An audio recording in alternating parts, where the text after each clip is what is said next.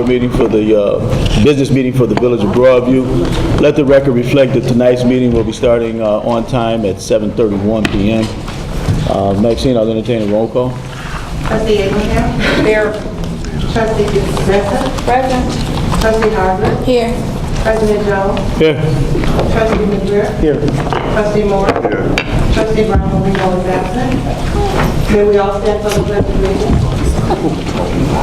I pledge allegiance to the flag of the United States of America and to the republic for which it stands, one nation, under God, indivisible, with liberty and justice for all. May we all come home in silence, please?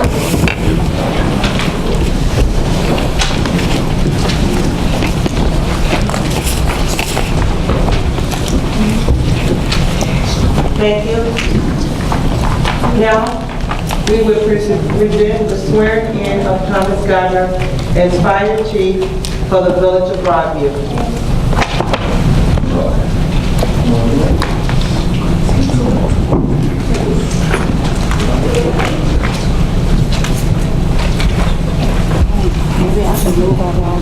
Mr. Gardner? Mr. Gardner? Raise your right hand, please, and repeat after me. I, Thomas Gardner, I, Thomas Gardner, have been appointed to the position of Fire Chief have been appointed to the position of Fire Chief in the Village of Broadview, in the Village of Broadview, in the County of Cook, in the County of Cook, do solemnly swear do solemnly swear that I will support the Constitution of the United States that I will support the Constitution of the United States and the Constitution of the State of Illinois, and the Constitution of the State of Illinois, and that I will faithfully discharge my duty and I will faithfully discharge my duties in the Village of Broadview in the Village of Broadview according to the best of my ability. according to the best of my ability. Subscribed and sworn to me before this day, the 16th of April, AD 2012. Subscribed and sworn to me this day, the 16th of April, 2012. Congratulations.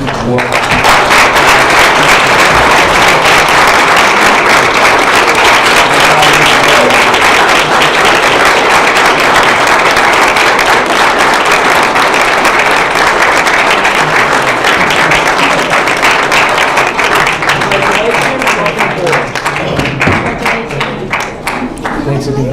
Thank you very much. Congratulations to you. Thanks. I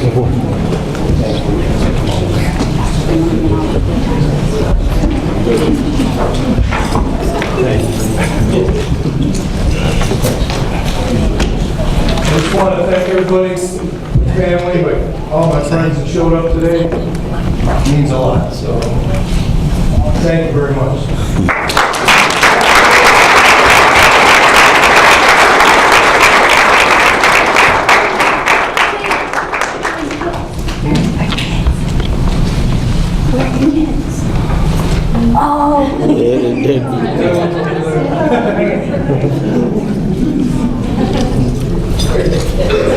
You know, I normally don't say a whole lot, but Tommy's been a very good soldier all throughout this process as we search for a chief, and I put him through a whole lot of tasks as the acting chief, and I know I've been wearing on his nerves, I'm sure, you know. But Tom's done an excellent job. I appreciate all his efforts and everything that he's done, and I'm sure he's going to serve the village well. Welcome, Tom, and congratulations in your new position. Thank you very much. All right. Madam Clerk? Item number 2, public comment. None? Item number 3, consideration to approve the following minutes of April 2nd, 2012, regular business meeting minutes, and April 5th, special business meeting, March 19th, 2012, regular business meeting. I make a motion to approve. Second. Okay, it's been properly motioned by Trustee Abraham, properly second by Trustee Benson to approve the, No, it's not Benson. Trustee Hargett, to approve the minutes of the last 2 board meetings. Do I have any questions, comments from the members of the board, starting at my right? Trustee Abraham? No. Trustee Benson? The April 2nd minutes where we had the motion that failed, it says that we all said yes. I don't recall us voting for the failed motion, so if we could just take our names off of the yes votes. Do you know what I'm talking about? Is that correct? It's correct the way it's written. That we all voted yes for a failed vote? You all agreed that the motion had failed due to the lack of a second with the discussion? It just doesn't look proper. All right, I'll look into it a little Would you further. let the attorney review the minutes and stuff? I will, Okay. yeah. Yeah, it's right here. Come on, right here.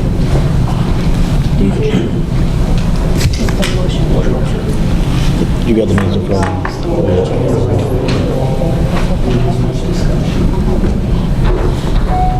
Why don't we just, possibly table it, I'll look at it for the next you. meeting. Hold on a second. If that, unless you have, Wait, It's letter B. That's right. That's the only one I want to see. motion by trustee Moore, seconded by trustee Harger to approve an ordinance authorizing an approval. No, it says motion failed for lack of second. There should be no ayes on here. Motion failed. There should be no ayes on there, Phil. There should be no ayes on there. The motion failed because there was no second. Okay. Yes, that's how it should be. It should It be, should be written up like this. no, like you're saying now. You did not take the ayes There was out. no second. Yeah, there was no second, so for Sorry. for the purposes of the record, just strike the ayes on that particular item. That's where it all says I'm ayes. Because there was no second, so there was no vote. Right, there was a motion and then no one seconded it, and there was a question as whether there was a motion to Item reconsider. number 2. But that I explained was not a motion to reconsider properly brought.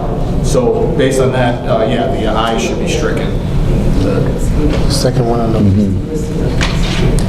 There was no motion. She actually disagrees, so can we table it? Sure, just Okay. table it and Madam Clerk and myself will discuss that. Okay. And then let me know, so that I won't do this again if I'm incorrect, but it just didn't make sense to me. Okay, do we have any other corrections or comments? I'm just looking real quick. Did everybody get to review the minutes? I don't have anything else. Okay, thank you, trustee Benson. Trustee Harger? No comments. Trustee McGreal? None. Trustee Moore? None. Okay, with the exception of that particular item that failed in that particular session, We gotta make an amended motion.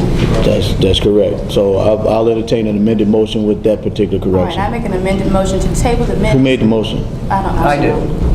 You need to amend the approve. motion. You need to amend the motion. Okay, so I'm going to amend the motion that the April 2nd minutes be tabled. Second. Do I have any other questions or comments? All in favor? Aye. All opposed? Okay, the one set of minutes is passed, the second set of minutes is tabled until the next board meeting, pending review of that particular item. So noted. Madam Clerk? Item number 4, consideration to approve the expenditures, grand total all funds, $203,569.81. I want a motion to approve it, but I want to take two bills out. We're going to wait for Dave to give us the detailed, actual bill for BF Technical, which is going to change the total from the $203,569.81 to $3,069.81. Do you have the invoice numbers for those items? I'll second Okay. Okay, it's been properly motioned by trustee Morris and properly second by trustee McGreal to approve the bills for this month with the exception of two items here. Invoice number 33048? Yep, And 33126 from B&T. BNF. B&F, I'm sorry. Bad. From B&F. Do I have any questions or comments from the board, starting with trustee Abraham? No. Trustee Benson? The only comment I had is, I had this one tabled because I wanted to see the contract to make sure this was correct. So, B&F technical. B&F, same one? Yeah, B&F was. Okay. Trustee Harvey? No. Trustee McGreal? None. Trustee Moore? None.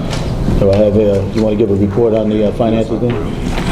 And the report reads as Avalon Petroleum Company, $29,069.25. Broadview Fire Pension, $21,944.70. Broadview Police Pension, $3,726.94. Broadview Public Library, $13,087.79. Commonwealth Edison, $3,221.39. Edwin Hancock, $2,622. Elmore Goodson, $4,500. Geno's Heating and Plumbing, $14,620. H&H Electric, $5,754.56.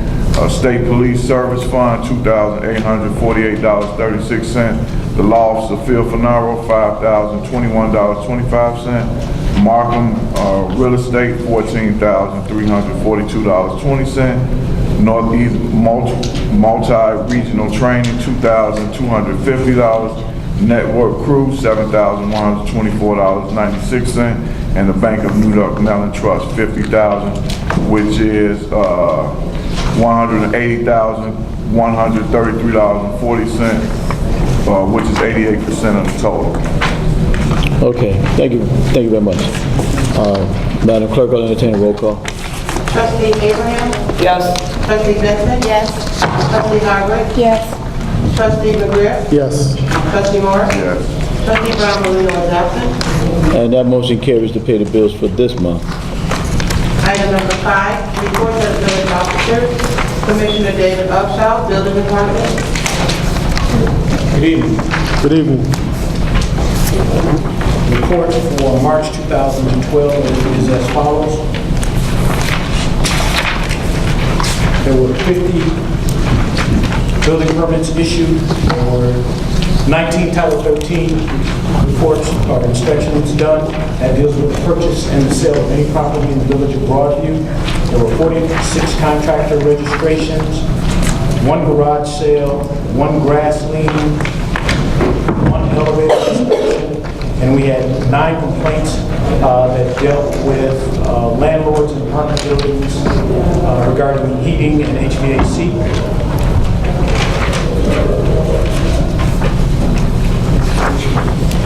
We have a couple projects going on in the village of Broadview. I'm sure that you all are aware of them. If not, I just wanted to quickly review them so everyone is aware of what's going on. Solo Laboratories, they bought the booklet and binding building, and they are actually in the process of doing demo on that property.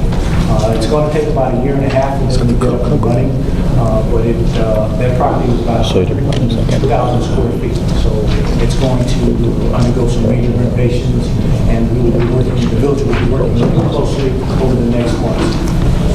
NPC, as we're all aware of, they're doing well. I encourage the trustees as well as the mayor, if you get some time, to let me know. I'd like to take you guys over Gardner Road so you can take a look at the demo that they've done. And NPC? Yeah, they're moving forward. I anticipate that their renovations should be done by the fall. Also wanted to talk about a new business that will be coming to Broadview within the next coming months. O'Reilly Auto Parts will be coming to Broadview. They will be going over where the Chase Bank is, over by the Village Square.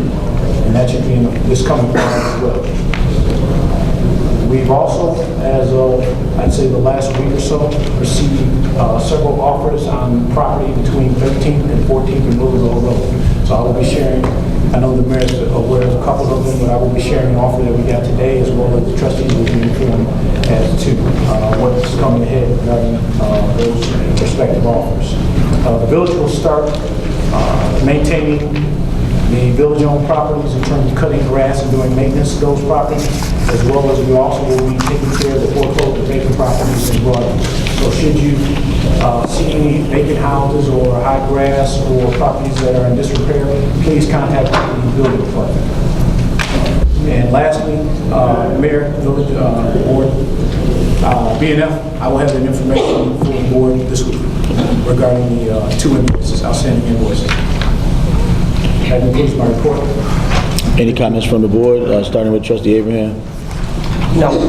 Benson? No. Harvey? No. McGrill? None. Wood and Morris? None.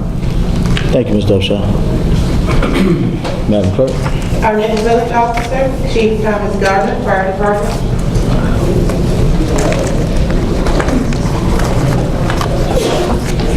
Good evening again. Following is a report for the fire department for March of 2012. Over the past month, we responded to 171 emergency calls. Of those calls, in our response area, 2 of those were box alarm fires.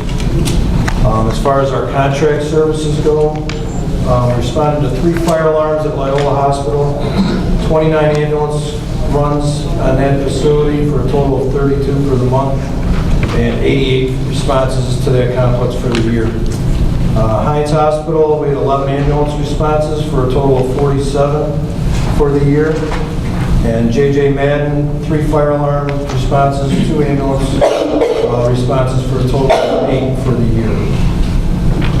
Inspector Carson's with the Fire Prevention Bureau performed 89 inspections. 2 of those were home inspections that were performed. He had 20 violations that he cited and 16 special inspections that he performed. Training, over the past month we completed 212 hours of training on various fire and EMS related subjects. Firefighter Monks attended Mavis Division 20 Technical Rescue Team training, which was held at the Galwood Fire Department. Fireman Michael Nakaza attended his NIMS 300 training course at North Lake Fire Protection District. Firefighter Scalise attended a 40-hour Instructor 2 training course, which was held down in New Lenox. We will be conducting training this month. We're presently hosting the State of Illinois Fire Marshal's Fire Investigator course. We're hosting it here at the fire station. If you noticed today, we got about 30 or 40 vehicles parked out in the lot, so we've got about 40 people attending that class. What's good for us as far as hosting that class, we get a free seat in that class, which is a very expensive course. Costs about $1,500 to put a guy through that. So we're getting to send one of our guys for free by hosting that course. So that's due to the relationship we have with the State Fire Marshal's office. So that's working out really well for us. Firefighter Schadler attended hazmat decon training in preparation of the NATO summit. We did various training on EMS subjects from Loyola University Medical Center, dealing with sports injuries. I attended various meetings in the village as well as around our Mavis division. And our probationary fireman, Fireman Vaskowski, continues his probationary training.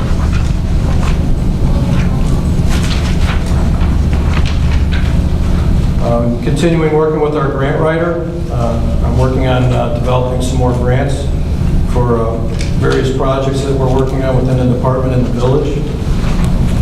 As far as billing, we collected $7,563.39 from paramedic billing services for ambulance services, with a net collection of $7,563.39. We billed out $19,500 for Loyola Hospital, $12,100 for Heinz Hospital, and $750 for J.J. Med, for a total of $32,350 for the month of March. We did collect, we've been pursuing some back invoices that have been owed by our contracts, meaning Loyola, Heinz, and Madden.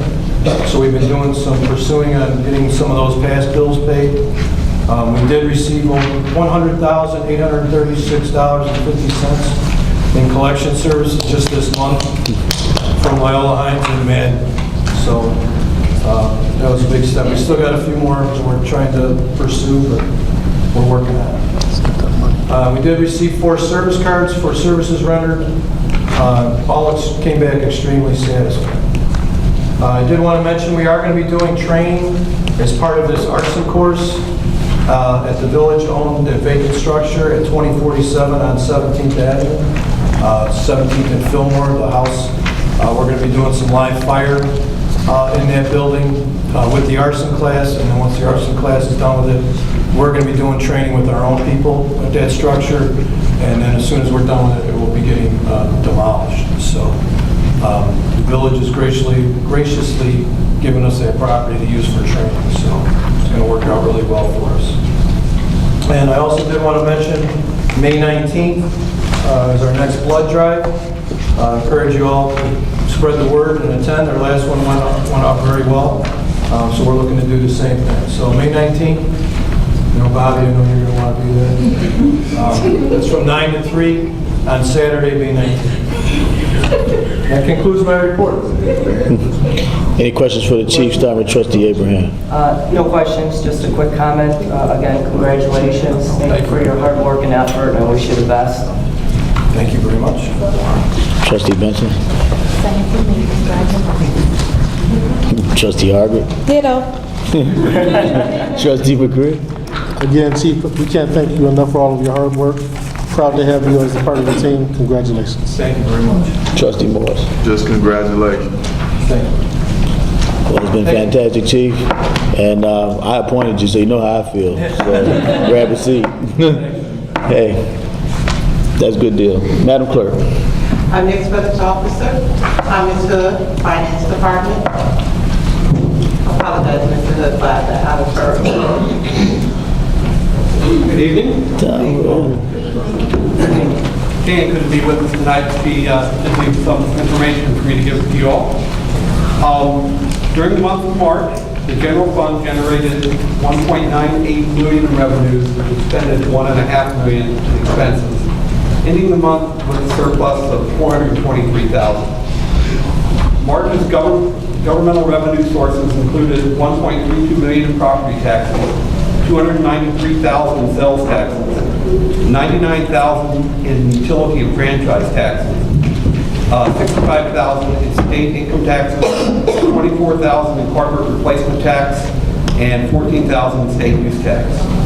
Departmental revenues and collections included $17,000 collected by the building department for permits and inspection activities, $33,000 in police department fines and towing activities, $61,000 in the fire department, ambulance, hospital, and billing fees.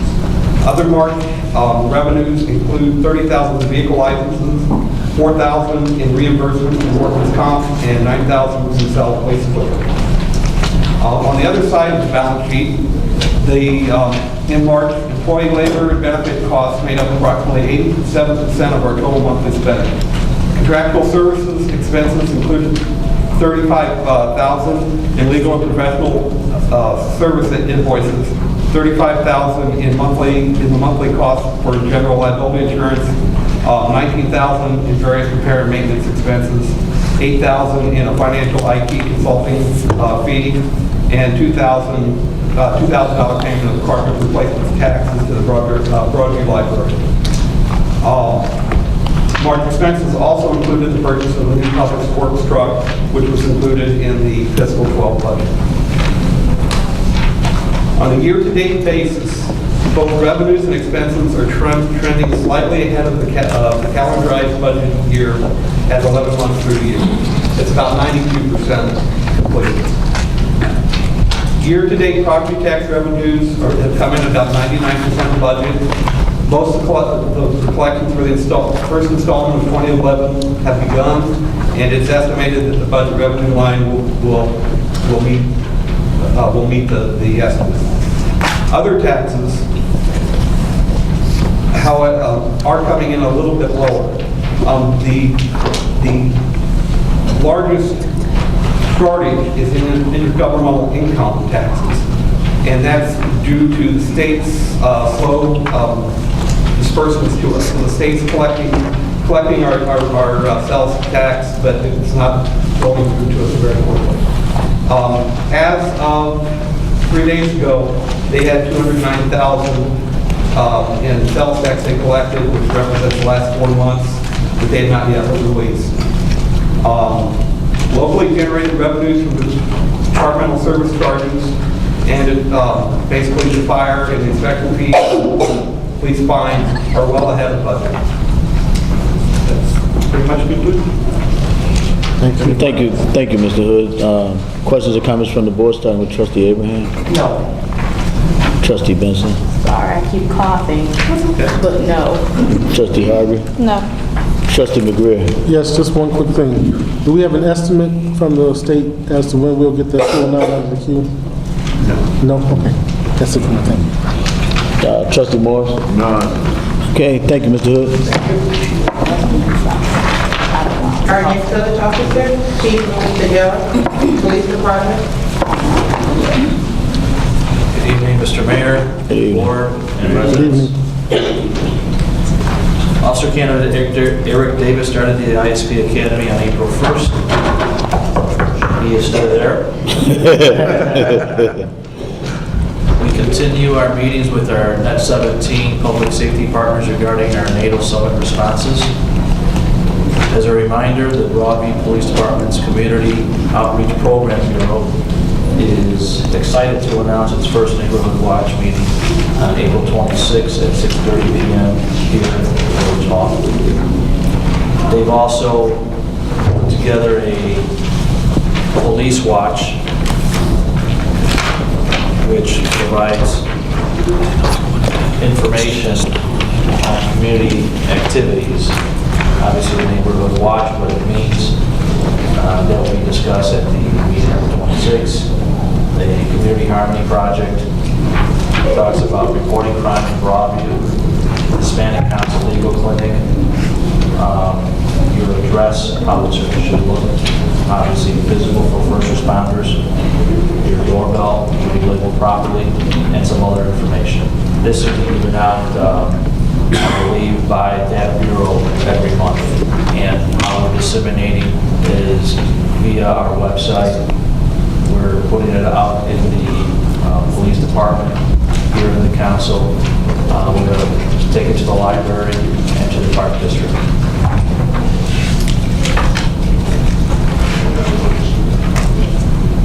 The other information is a crime alert.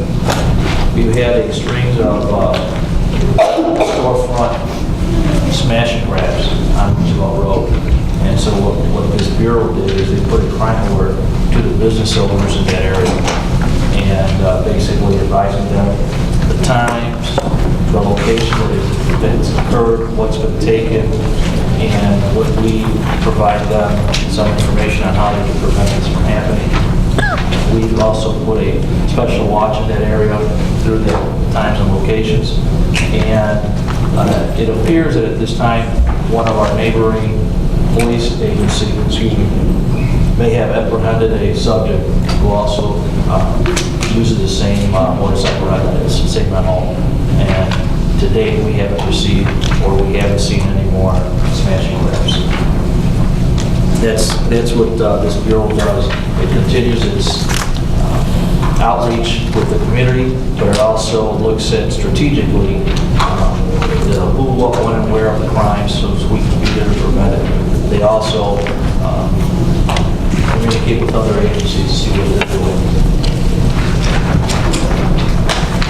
As our finance director indicated, we have a different figure. We have 39,000, they have 33,000, so I don't know where the discrepancy is. But for the month of March, we brought in 39,000. And we also did a comparison to March of 2011.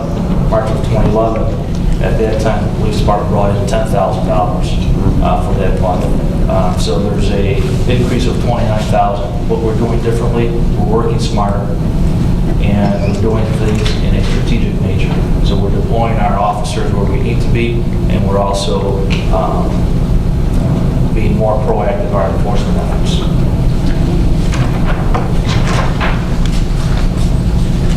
We responded, calls came in at 1,587 in the month of February.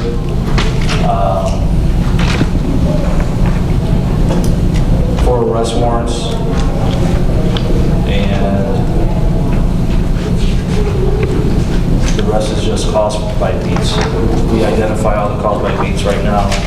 The largest call for beat is Roosevelt Road, and the second largest is beat 1. There are 8 beats. Beat 1 is the northern part of Broadview, which is we call Years.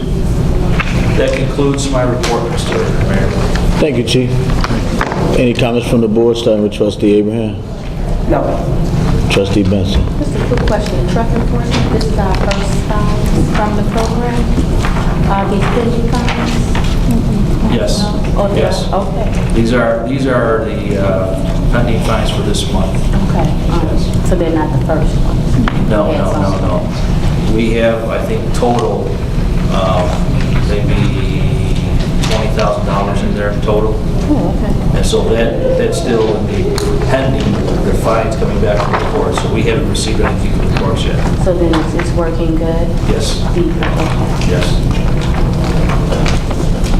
That's it, that's all I have. Trustee Harvey? Do the residents need to know anything or be on hiatus or any type of, do we need to have any type of precautions in place for the NATO summit, or is that only something that you guys need to worry about in the police? Right now, we don't have any information that they're coming to Broadview or they're coming to this area, so no, we're not putting any alert. We need to be on alert if in fact the other agencies call upon us to assist them.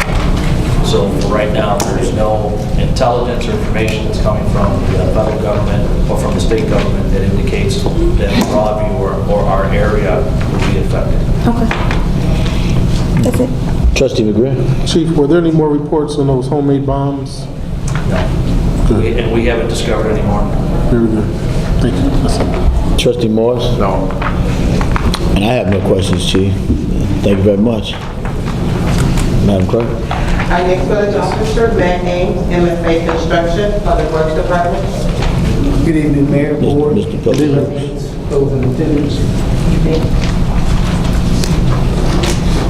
We would first like to, if nothing else, digress to some of the discussions around the 5-year capital improvement.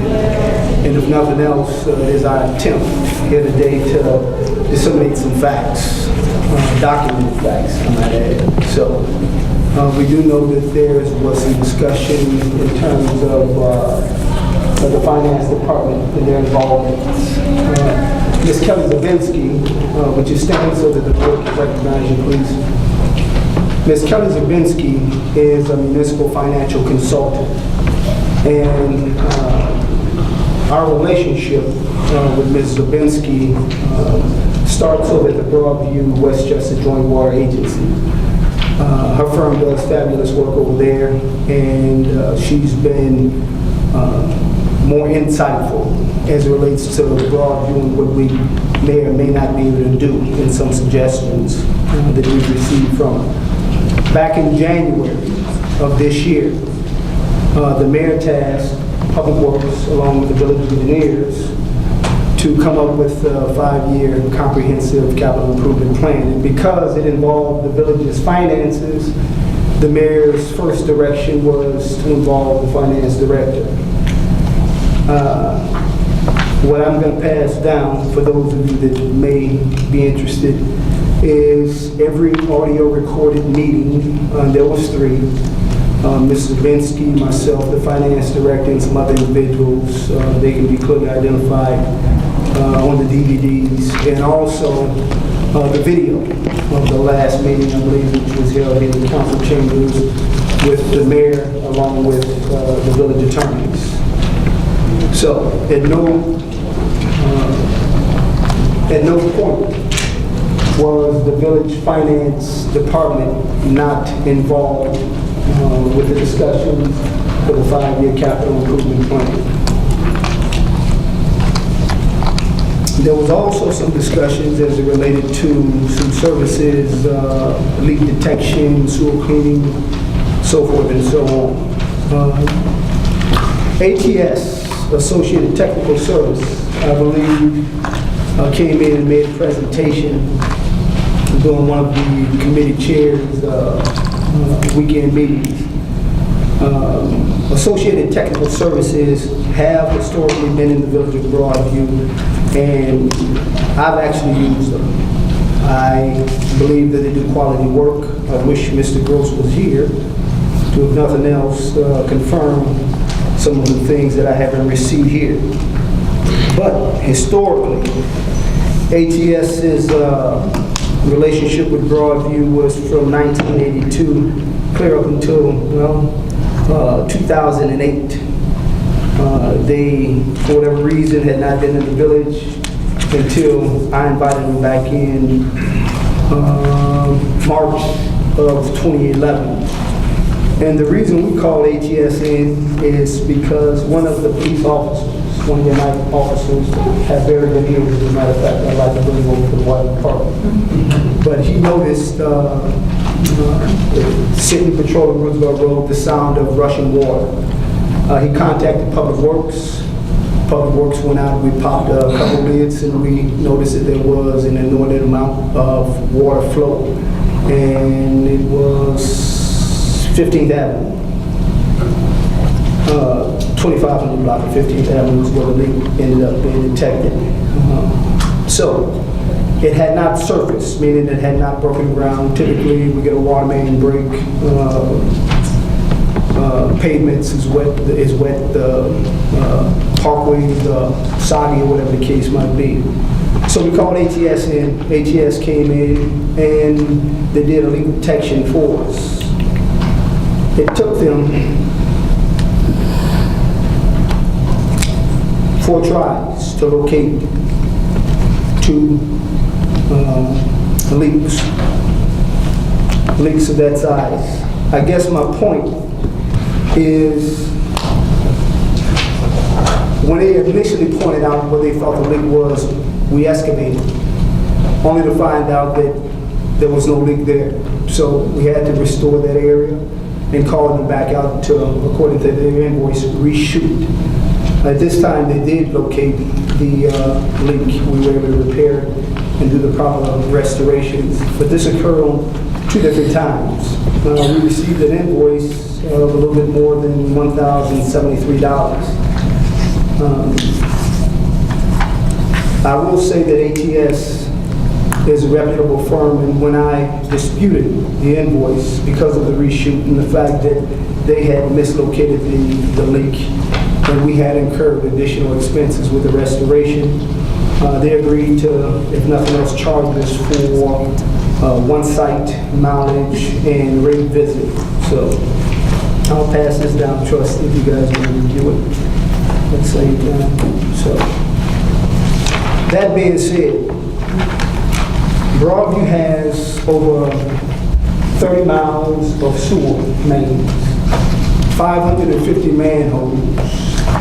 We have approximately 25 million miles of water mains, a looping system.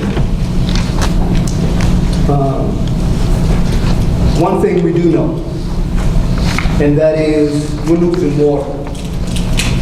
We're losing water to the tune that in 2009, we had a loss of 4.46%, which equated to about $43,000 in revenue.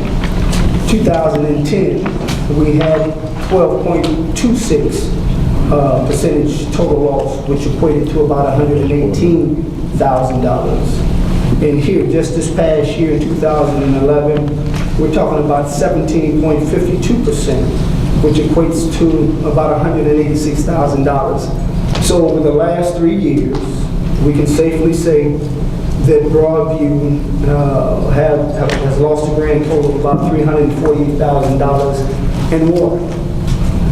Whether the water was from water main breaks, which for the most part, we're able to get on top of right away, especially with the current technology that the water agency, the pump station has. And I didn't bring my iPad today, but for those of you that have seen it, the SCADA just basically represents our distribution system, its pressures, anomalies, and so forth and so on. So these operators are looking at a screen that's full of trends. And when they see a trend that's out of the ordinary, we know something's afoot.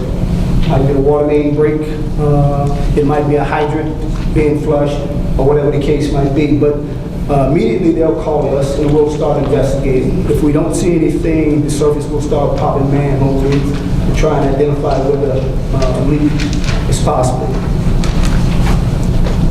So, that being said, ATS or any other leak detection service would do nothing more than confirm what we already know. And that is, we have an aging infrastructure and it needs to be systematically replaced. I was a little disappointed, I guess that everybody was not clear in terms of how we came to the conclusion to start the 5-year capital improvement plan in the areas that we did, and certainly in the Beverly area, and I believe in the Hollywood area.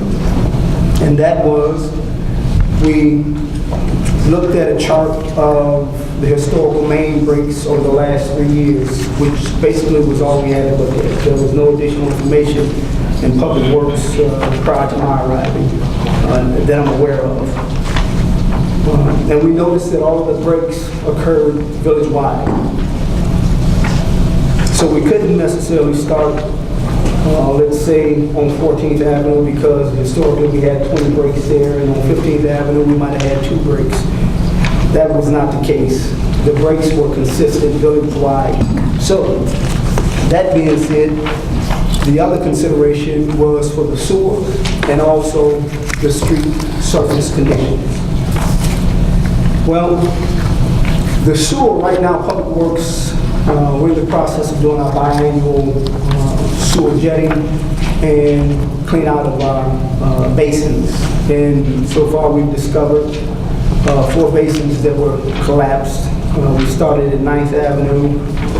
We're working our way west between Roosevelt and Central Avenue, which is the tracks. I believe right now the guys...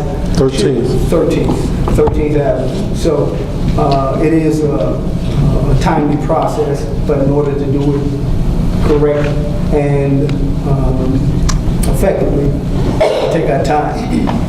Also, what I'd like to point out is the fact that the equipment that Public Works is using is consistent with most certainly what any contracting service would bring up in here. I'm going to pass that down, trustee, as well. Years ago, Public Works had a Vector truck. A Vector truck is one of these strange-looking, humongous trucks that has a tank for sucking out debris on the end. It has a water compartment somewhere in the middle.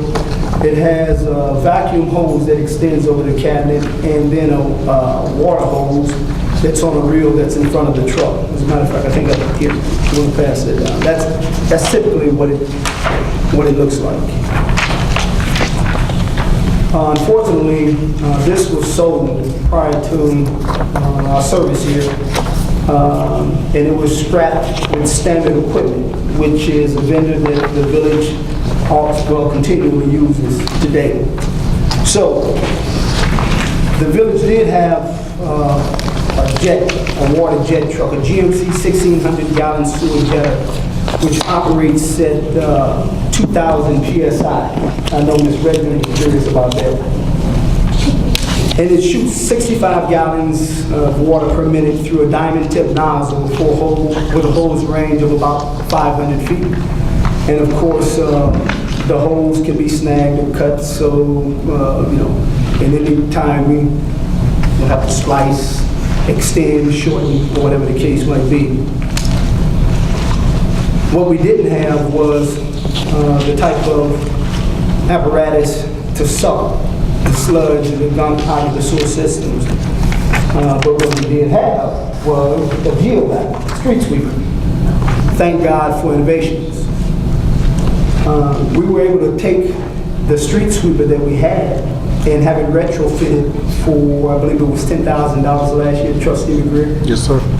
And I will say that that was probably one of the best purchases that I'm aware of that the village is making.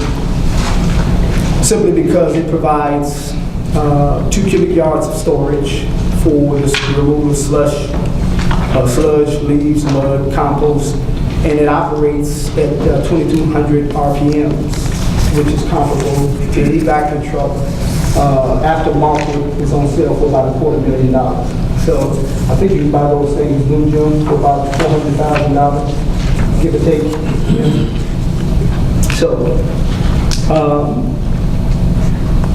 the only challenge with using the 2 different machines is that obviously it requires more manpower.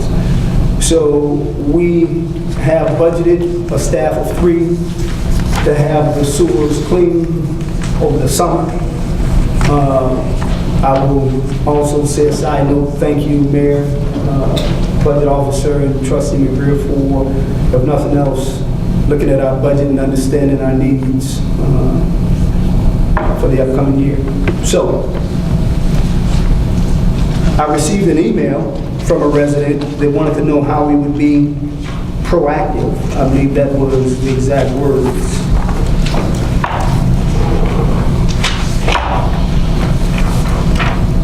Proactive in our keeping the village from flooding. And my response to this resident was, we had started the biannual sewer cleaning, but as it related to the sewer lines, we recognize the need to have them televised. So we called in a vendor and had them demonstrate a sewer cam for us. It was somewhat cumbersome and expensive, about $65,000. We also checked with our neighboring municipalities, Village of Westchester, Hillside, and Maywood. Westchester actually has one of the cameras that we reviewed for about $65,000, and I was told that they very rarely use it. I know about a year and a half ago they contracted with National Power Routing to have that service done village-wide to the tune of about $850,000. So we're talking about a costly expenditure. If in fact you would do the math with the village of Broadview, 30 linear feet of sewer mains, it works out to 200 and something odd linear feet. You're talking about $400,000 to have a company come in and televise and basically suck out the sewer lines.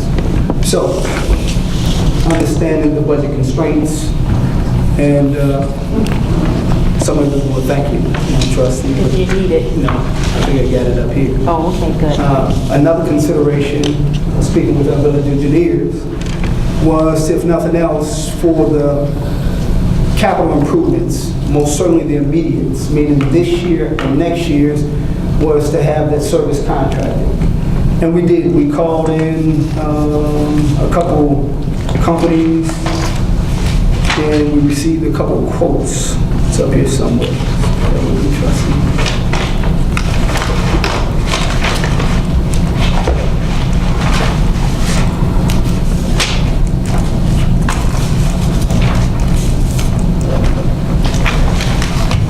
So for approximately 3,000 linear feet, and this was basically the streets identified for this year's capital improvement, which would have been 24th Avenue in the Beverly area, Sunnydale, it's an adjacent street, also 16th Avenue from Central Avenue to 14th Street, if I'm not mistaken.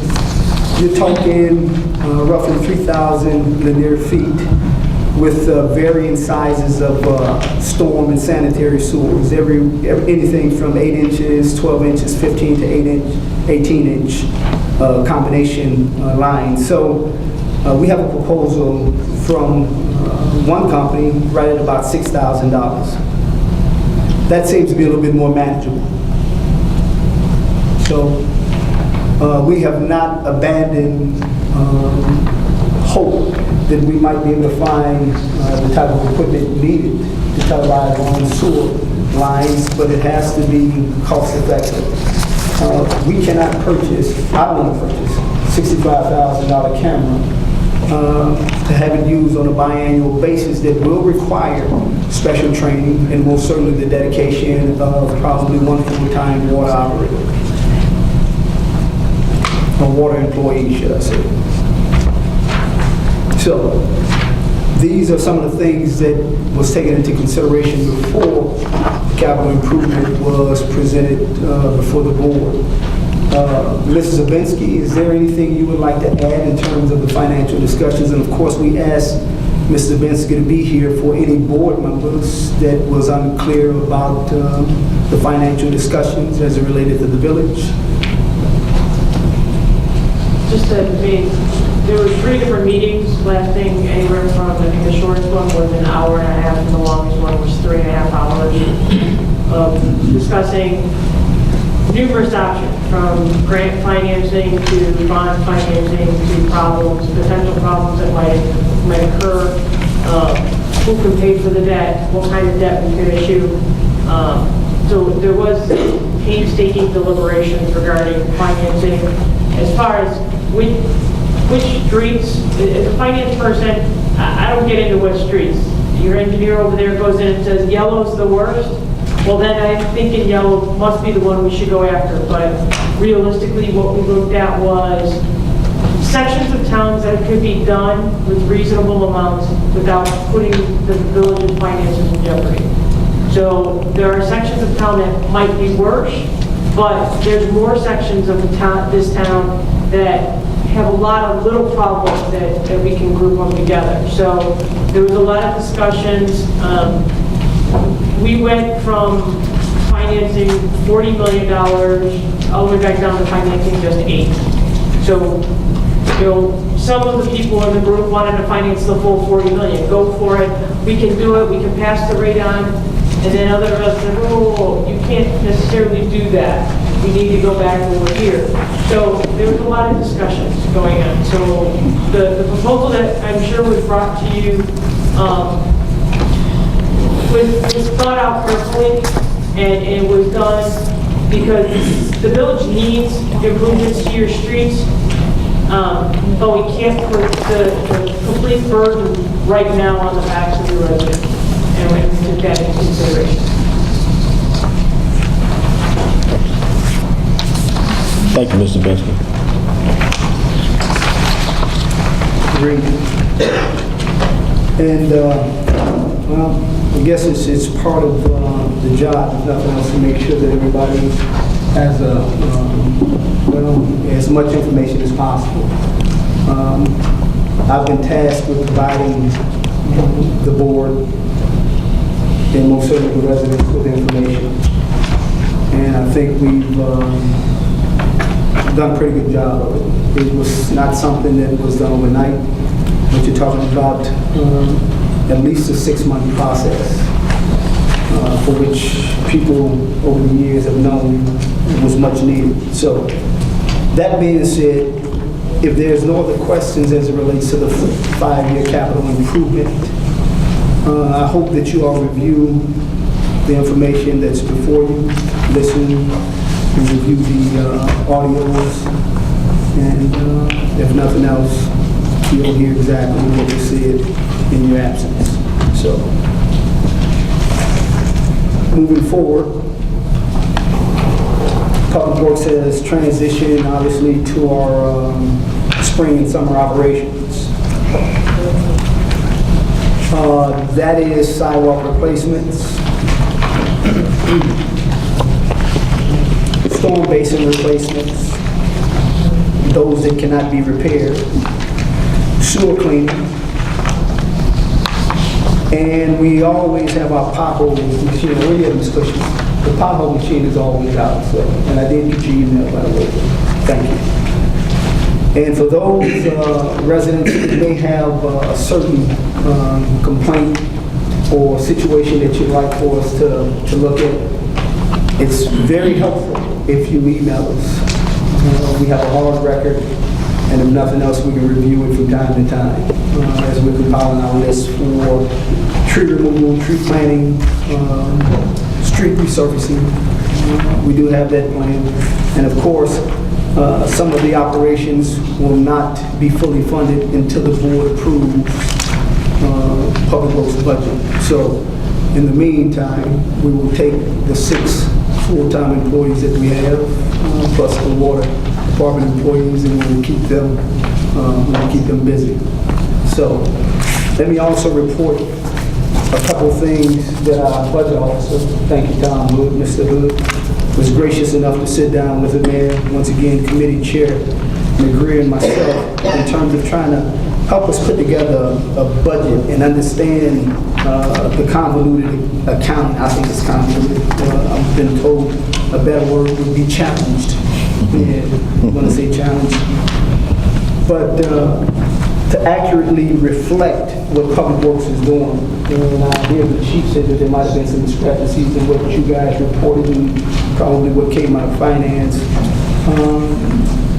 And for us, we do our own tracking. Public Works, we do our own tracking. I got every expenditure kept on a monthly spreadsheet if you want to pass it down out. As it relates to vendors, payroll, and the whole 9 yards. We also keep track of our revenues. So, I'm happy to report, and I know that it's not reported by the finance department for reasons of it doesn't go into the general fund. But I don't know where it goes, but I do know what we turn in. And that is, to date, for the last year, we've turned in $41,493 as it relates to fees, reimbursements, and such. Also, I would also like to point out that there was a fund account created for the cross-connection fees, and this is a byproduct. In other words, this is something, as far as I'm concerned, which is extra, because the goal for rolling out the cross-connection was compliance and to make sure that our potable water stays safe. But the fact that we've generated over $80,000 doing it, I don't think it's anything to take lightly. So, between the 41,000 and 80,000, these are revenues that Public Works have diligently made sure went back into the village's coffer to try and offset some of our operational expenses, whether it's a director's salary or any other contractual services. So,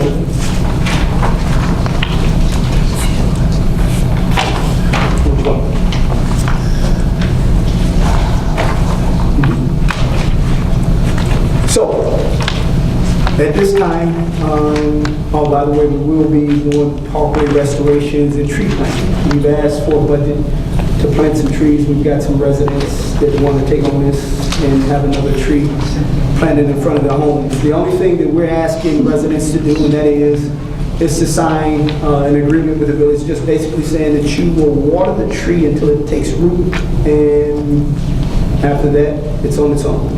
So, Mayor, that concludes my report. Thank you, Mr. Ames. Questions for Mr. Ames or comments, starting with Trustee Abraham?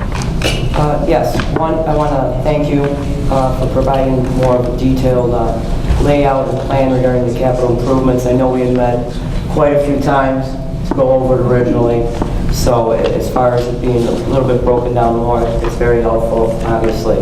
As far as my question goes, looking at your plan here, it says Nicor Gas is doing some work, and then it says Parkway restorations.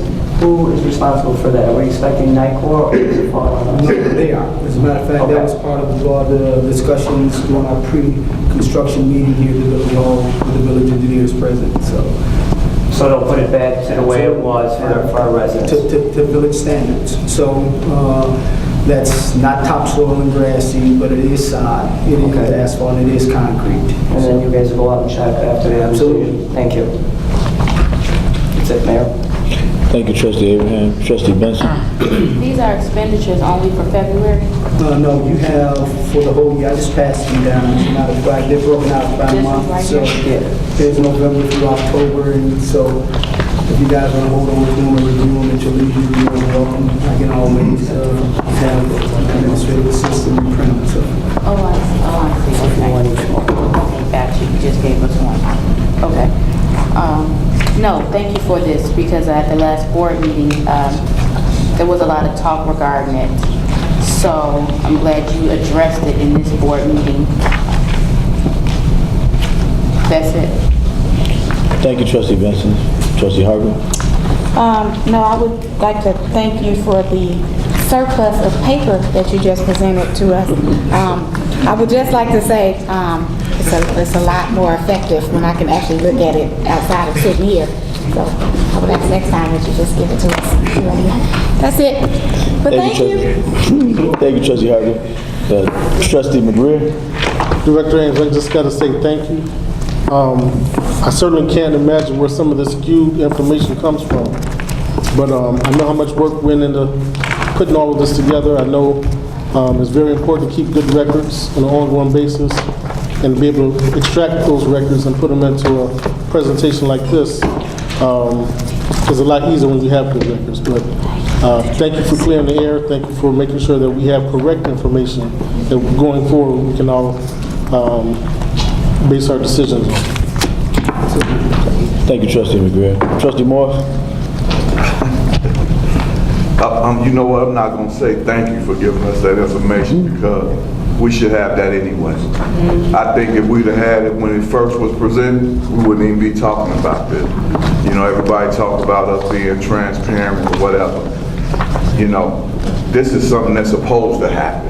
You know, it's like somebody saying thank you for babysitting your kids, them your kids, so you're supposed to keep them. So I just think that, you know, we supposed to get this type of information, and it, you know, I mean, that's a director's job. That's all. Thank you. Absolutely. But let me also add to that, Trustee Morris, and that is the DVDs that I gave you guys tonight. You were given more than a month ago. I looked at mine. Most definitely. I didn't get all this stuff. So I'm thanking you. I'm just saying that I just think that if it's an open forum and we giving it information out, then that's good. You know, it's not like you coming in here giving us something that we're not supposed to have. Absolutely. Right, you're the director and we expect this from you. Is there anything else, sir? No, sir. You know what? I will say this in defense of the director in this case. He was prepared to give this to us in the last meeting, and I would not let him present. And the reason that I didn't let him present is part and parcel to why I'm sending out this memorandum that I'm going to speak about later. But our meeting carried on very long because one of the trustees had a very long dissertation and wanted to do presentations specifically about this particular capital project.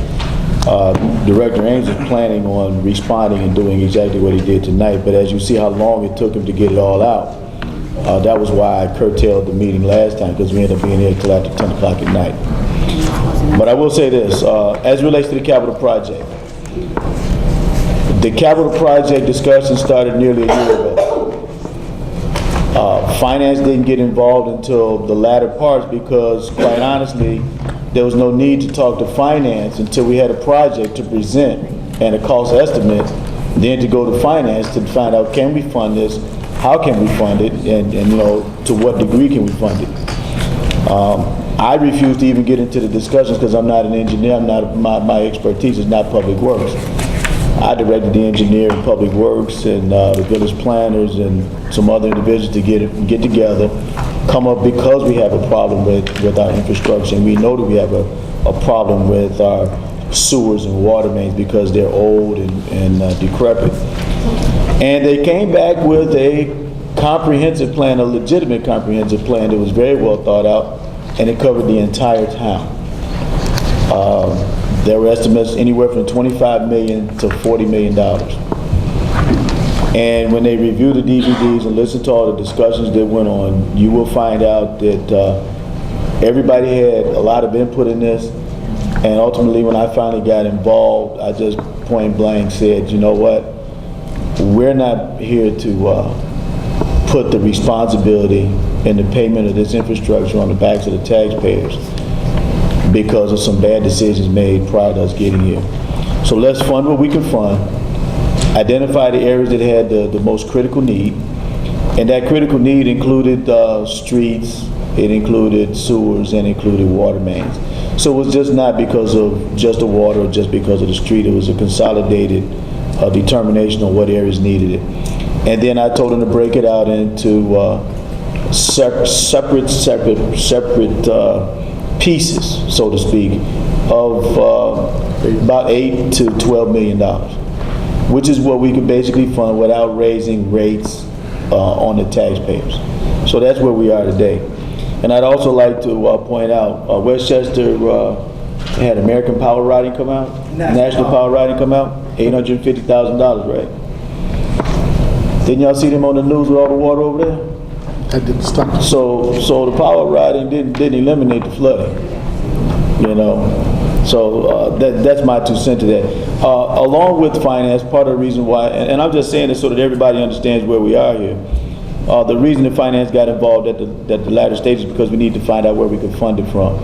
Because it involves streets, and because it involves sewers, because it involves water mains, there's different funding sources and different areas where the money can come from that's not reflected in our general fund. You've got the water fund, you've got the motor fuel tax and some other things.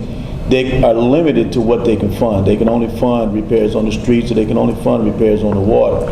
So having said that, there's X amount of dollars in each one of these funds, so you can only expend X amount of funds, and you can only cover X amount of territory based on what you have.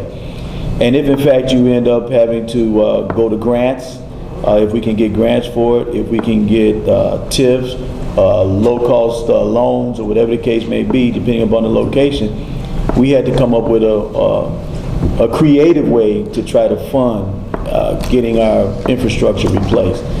And the DVDs will reflect the efforts of all of those people involved. And for those that are not here, I'd like to recognize them for all their efforts. And for you, Ms. Zabinski, certainly for you, Mr. Engineer, I'd like to recognize you for your efforts, because it was a long and very detailed process as relates to that. And the last thing I want to say about Director Haynes' report was the cross-connect compliance issue. We've all heard of Crestwood. And when we came on board here in the village of Broadview, because we have a huge industrial park, they have certain things that they're supposed to be compliant with. And ultimately, the village is responsible for whatever happens with that water. If they're putting contaminants into the water systems, we get on national network news like Crestwood did. Well, the problem in Broadview is that we didn't have anything to do with the process. We had absolutely no direct involvement with the scaling, the reviews, anything to do with the cross-connect process at any of the locations. So we instituted a process where we could actually get involved and get first-hand knowledge on what exactly is going on with each and every individual business in town. Most of them have been compliant. We've had a couple of trials and tribulations, and I'm sure Director Ames can address those if any of the trustees wants to ask him about them. But for the most part, it's been a successful process, and it wasn't about, trying to get money or anything. It's just about the fact that we have a responsibility, a fiduciary responsibility, and a personal responsibility to you all residents to make sure that your water's safe. And that's the reason why we got involved with the Cross Connect. And that's all I got to say. We could be here all night talking about public works and our water systems, but we won't do that. And I'm certainly not going to let the fire chief start talking about our fire hydrants and all this other stuff that he wants to fix and replace. But with that being said, Mr. Ames, thank you very much for your report. And Madam Clerk, we'll move on to the next item. Item number 6, communication. We have a presentation by Lord Now you need the screen? Yeah. Do you need the screen now? Yeah. Screen someone? Board, this is Frank Tillman and Dick Swanson from Norcom Public Safety. They're going to give a presentation. They're one of the vendors that's out there for newer technology for fire alarm systems that we're presently looking into, possibly going this direction with our fire alarm systems throughout the village. So they're going to talk about what this new technology is and what them as a vendor would have to offer when it comes to that.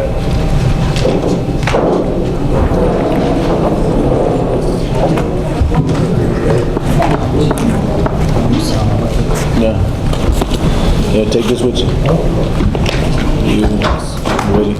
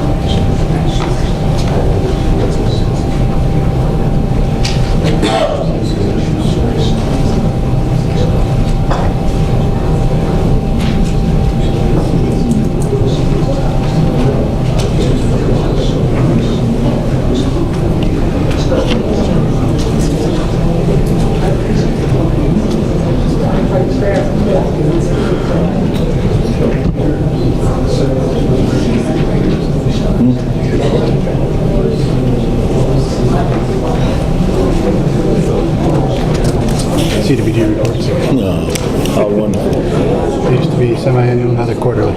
Really? Just there and there, that's You it. mean tell me you only got one of these? One big project. You don't want nothing. No. I'm gonna tell you, make sure you comment on what we're doing. But you know we're under your leadership. That's surplus. That's surplus. And, you know what I'm saying? We were in the hole, really. All right.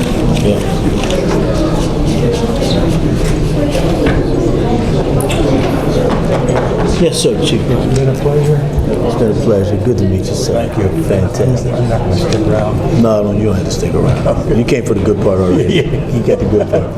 Yeah. That's correct. Nancy Gardner. Nancy Gardner. Wow. Holy schmoly.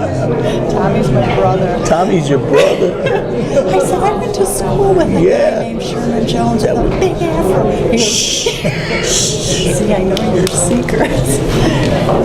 He goes, yeah, that's him. I said, oh man. I said, Yeah. Miss Lula, she was there when we were there for a while. Yeah, wow. It's good to see you too. Fantastic. And Miss Hunter, oh my God. Oh my God. Miss Hunter and Miss Lula. The two, you know, I used to call them the Wicked Witch of the West. Every time I saw the Wizard of Oz, it reminded me of them too. You know, and Miss Grundy off of Riverdale with the Archies reminds me of them, you know, all the time. Robinson, yeah. He wasn't there when I was, well, Robinson was there when I was very young, first and second grade, I think, yeah. We had Prentice. oh yeah. We had Mr. Barron. Mr. Barron. Messenger, yeah. Looked like Mr. Pumblecheek. Oh yeah, you had to be out there by they had a little way long ago before then. Yeah, your head's giving you away. Well, it's great to see you. Wow. You didn't put them Thank you, guys. Right. No, I didn't even think about it. You know, I didn't realize he'd been in Broadview that long until he told me not too long ago that he used to play Little League in Broadview. I was like, wow. After I graduated, we moved and he went to Linda. Right. Small world, isn't it? I know. Real small world. I said, it is him. I said, I'll be When I tell people that I've been a lifelong Broadview man, they look at me like I'm crazy. I said, I've been here for almost 50 years. Actually, it's 50 years now. Oh yeah, absolutely. I didn't leave until 94. Yeah. So yeah. Wow. Well, it's good to see you, Nancy, and it's been a pleasure to have you. All right, good to see you. Hi, how are you?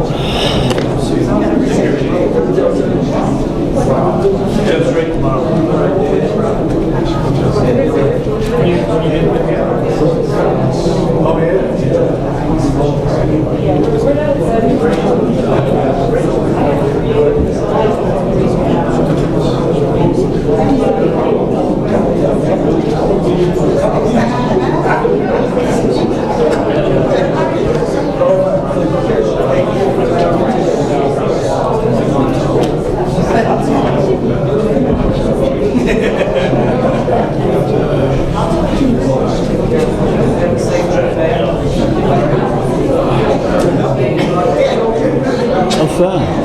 I'm fine. They told me that that girl was here.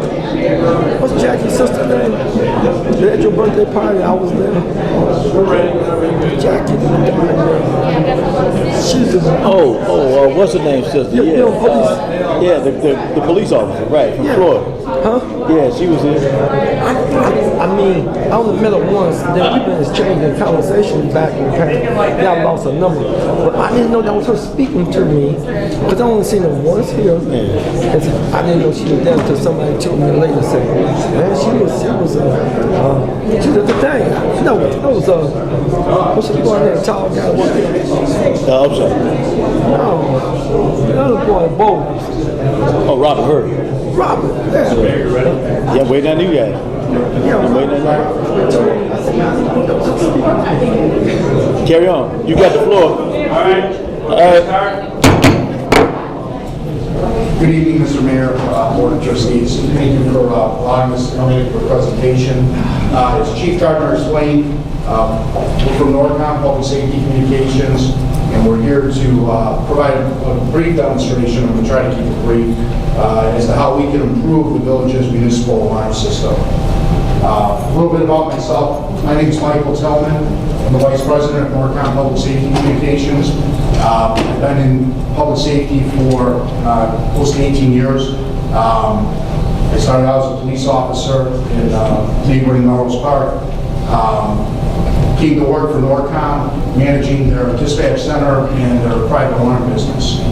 I'm heavily involved in the alarm industry, and I'm also heavily involved in the 911 industry. This is my partner, Richard Swanson. He's got an extensive history in public safety as well. He was a firefighter, also a fire chief with a couple municipalities. So he's been in the public safety sector for 44 years. We're in the business of providing municipal wireless alarm systems. And we're going to explain what that is and how it's an improvement to your current municipal alarm system. One of the things I want to share with you, our parent company is Superior Ambulance. I'm sure many of you have seen our ambulances all over the metropolitan Chicagoland area. Superior is a privately owned company. It started actually in Belleville, Illinois. We've been in business for 50 years. It's a family-owned and operated business. Our company-wide, we employ 1,600 employees. So they're the largest private ambulance company in the Midwest. Give you a brief history of Norcom. Norcom started in 1994 as a 911 center. It is currently the first privately owned consolidated 911 center in the state, if not the country. We're currently dispatching for 3 police departments and 7 fire departments. After we entered the dispatch business, we got into the alarm business because we found that alarm monitoring complements 911 dispatch centers, and many dispatch centers in this area, including Broadview, monitor fire alarms. It's also important that I note that Norcom is a licensed private alarm contractor. We're licensed through the Illinois Department of Professional and Financial Regulations.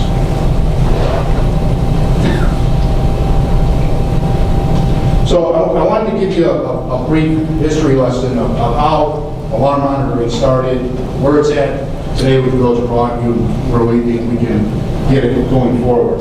Alarm monitoring started back in the 70s through Central Station Alarm Services, and pretty much a lot of residential homeowners have Central Station Alarm Services. When your alarm goes off, it'll go to ADT or Broadview Security. Then they call the local police or fire department to report the alarm. The problem with that is over time, the Central Station started delaying and reporting those signals in a timely fashion to the local 911 center, which delayed in getting the police and fire department to respond. With that, especially with the fire alarms, there comes an increased chance of substantial loss to a property and then possibly a loss of lives. For every, sure, Chief Gardner can tell you, for every minute a fire alarm is delayed and there's an actual fire, the building is easily engulfed in flames, which puts not only the property loss high, there's almost a permanent business loss of lives, and then you're also endangering the fire department's lives when they're responding to the calls.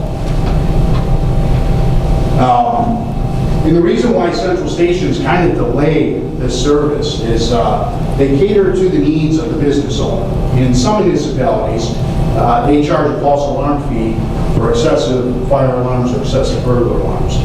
And so the locally owned business might tell the Central Stations, listen, don't call the fire department, call me first, I want to check the building. And again, the problem with that is, if it's a legitimate fire, there's a great risk of loss of property and lives.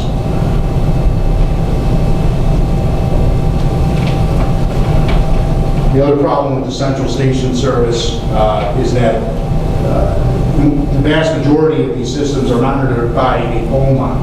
And we're going to get into why phone lines are a problem. Most importantly, phone lines have been, number one, they're controlled by the phone company. Number two, they're usually buried underground. They're copper circuits. They've been buried underground for several years.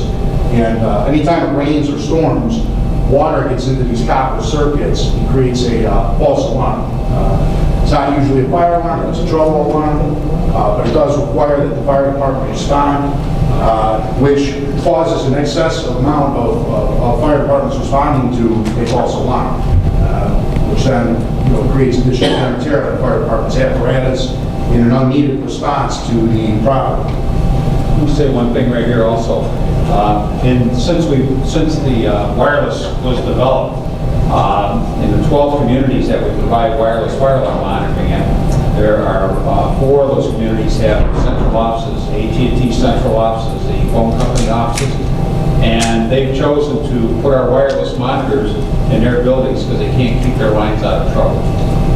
So it's just the fact of life. This is the way it's going now. So this is how central station alarm monitoring systems work. It's kind of hard to see, but you start with this is your locally owned business. The fire alarm activates, it goes to the central station. Central stations, most of them are not located even in the same state. There's some located in Florida, Texas. There are some in this state, but the vast majority of the larger companies, their central stations are in another state. And this is usually where the delay comes in. They get the alarm, they're going to call the key holder, or they're going to follow some of their protocols. Sometimes 5 to 10 minutes can go by before they go to step number 3, which is notifying the 911 dispatch center. When the 911 dispatcher receives the alarm, they're going to notify the fire department, and then the fire department responds to the business. And again, that technology usually uses a dedicated phone line, which is a problem in itself. But currently, today, the village has what's called a municipal direct connect alarm system. And most municipalities in the Chicagoland area require a municipal alarm system because of the delay in the central stations. So the village of Broadview has the majority of its commercial businesses, the fire alarms are connected directly to the 911 center. And the reason for that is to eliminate the delay of going to the central station.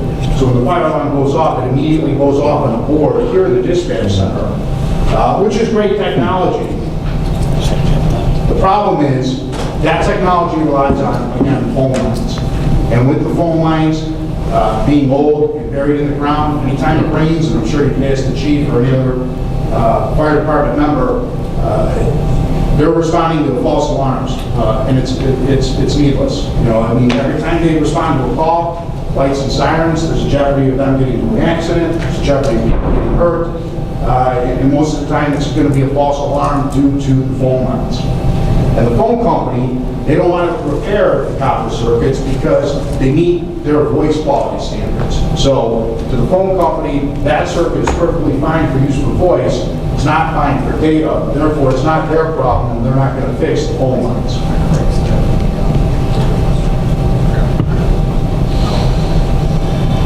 The other problem with phone lines is that again is controlled by the phone company. If for some reason the subscriber to the alarm service or the village's alarm service doesn't pay the phone company for that line, the phone company does not turn around and notify the village. They do not turn around and notify fire prevention, and therefore fire prevention and the fire department has no idea that that phone line hasn't been paid for. And if that property does have a fire, the fire is not going to get reported to the 911 center because that phone line's been disconnected. And this is just to show how your current direct connect municipal alarm system works. And again, you can see that the key piece that's eliminated is the delay from going to a central station. Again, that alarm is going to come directly to your 911 center, but you still have the problem of the faulty phone line.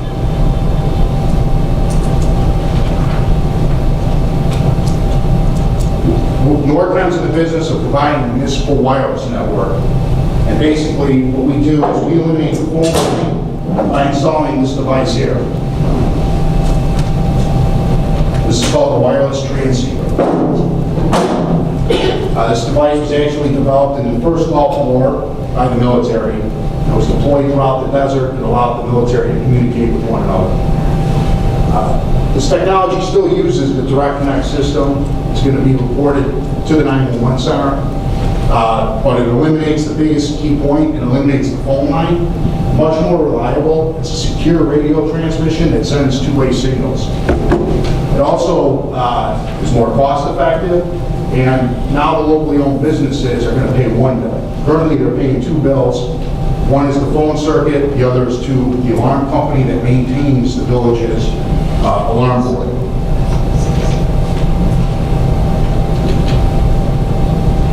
The way we operate this wireless transceiver is leased for one flat fee to the locally owned business. That flat fee covers everything.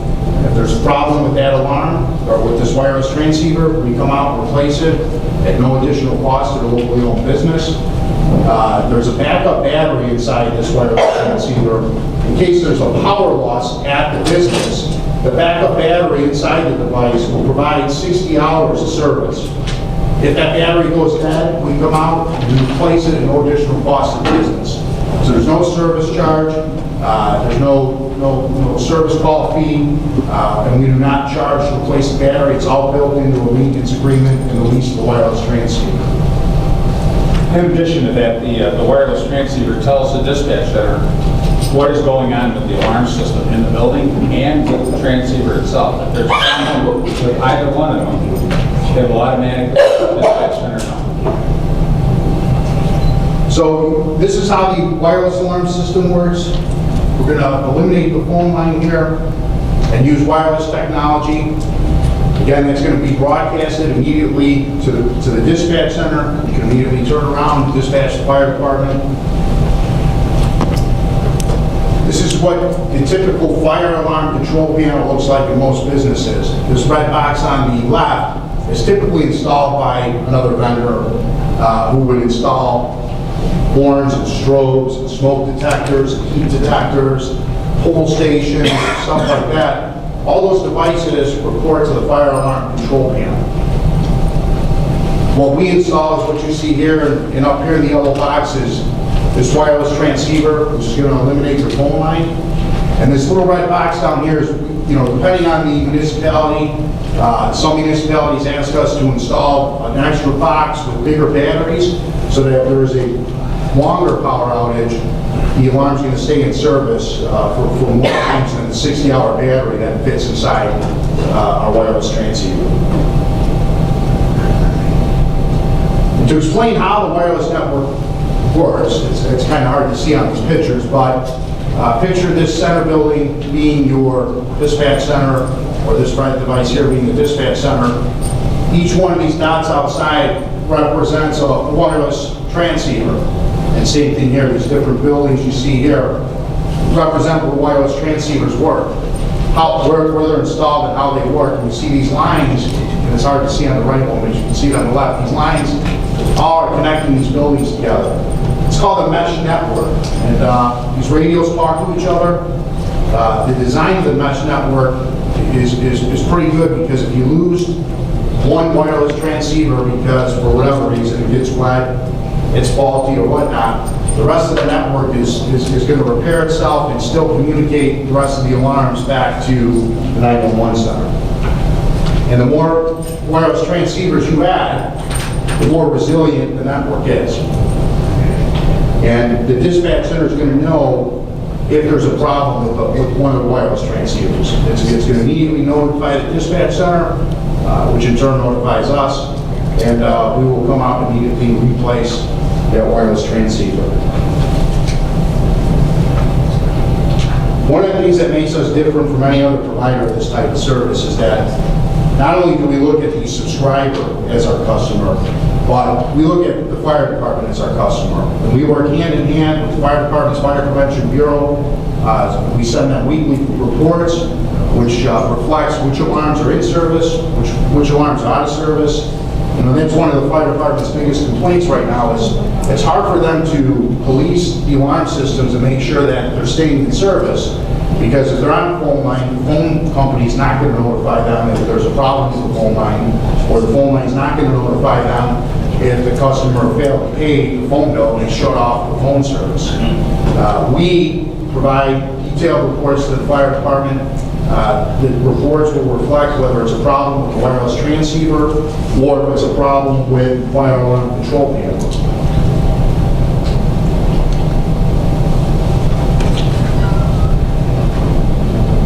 And again, because we're eliminating the false, because we're eliminating the phone lines, we're eliminating about 80% of the false alarms that the fire department responds to. And that's going to save the village some money. It's going to eliminate the unnecessary wear and tear on the vehicles responding to the calls. It's also going to hopefully reduce the liability. One less time the fire department has to go across town, lights and sirens, and possibly get into an accident.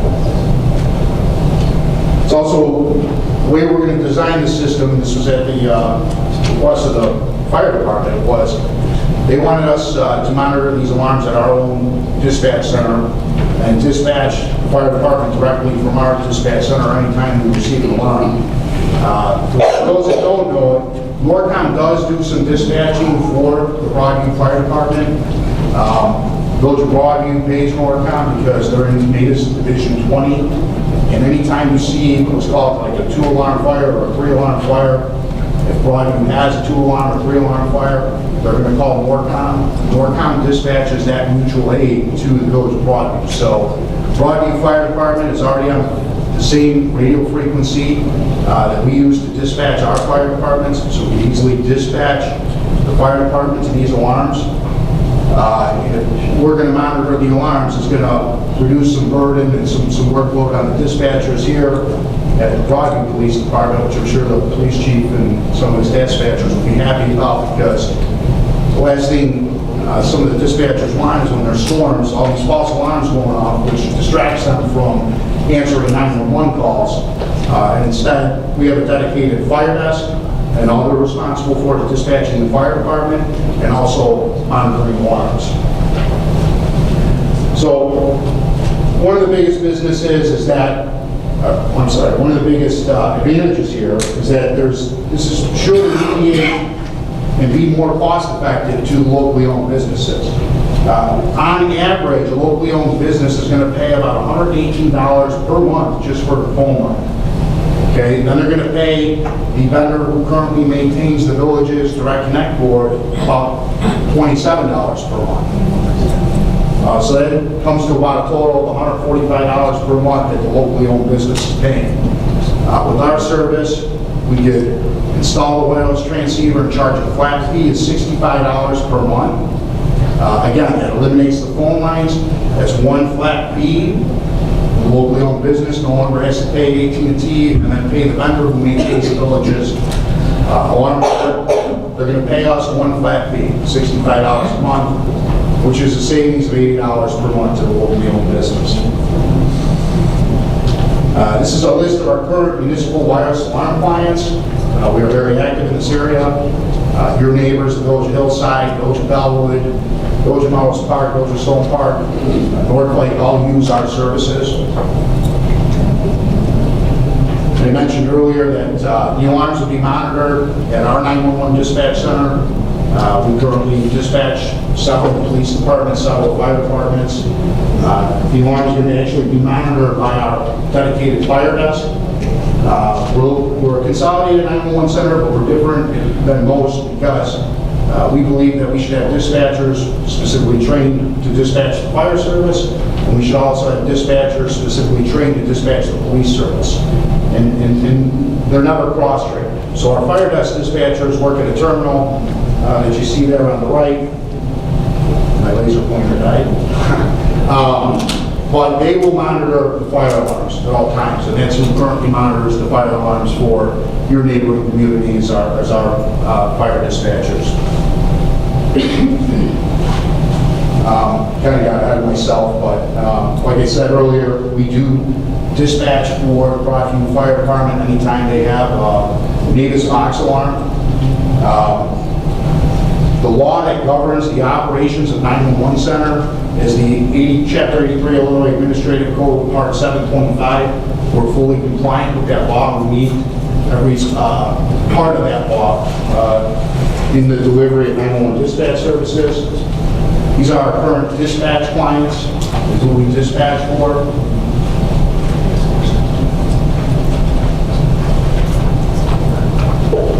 All of our employees, all of our technicians go through a background check, which is required by the Illinois Department of Finance and Professional Regulations. Each of our employees receive a PERM card, which is a permanent employee registration card. And again, employees only receive a PERM card once they go through a fingerprint background check through IDFPR, and that background check is investigated by the Illinois State Police. Right now, if you were to look at the village's dispatch center, they have a very antiquated, green-looking screens monitoring the fire alarms. We use a state-of-the-art system called the Caltron L7000. That's what this dispatch screen here you see. It allows us to easily track active alarms, alarms out of service. This is the system we use to send the fire department reports about which alarms are out of service, which alarms are in service. Special notes can be added to this also about hazards in buildings. If there's been hazards on ambulance calls at the building or fire calls, you can add that right in here so the companies can be advised of it as they're prior to their responding.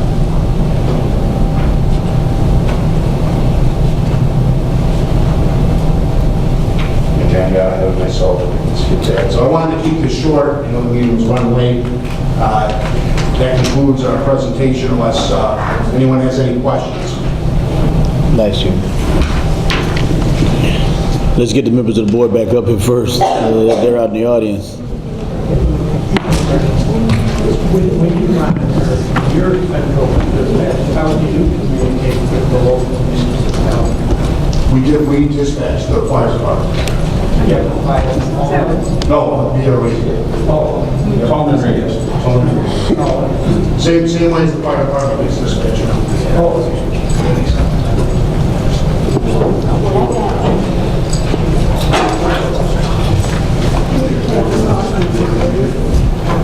Yeah, right. Businesses are currently doing online service Okay. Any questions? Any questions from the members of the board? We'll start with Trustee Morris. No questions. Trustee McGreer? No questions. Trustee Hargreaves? Yes, have we kind of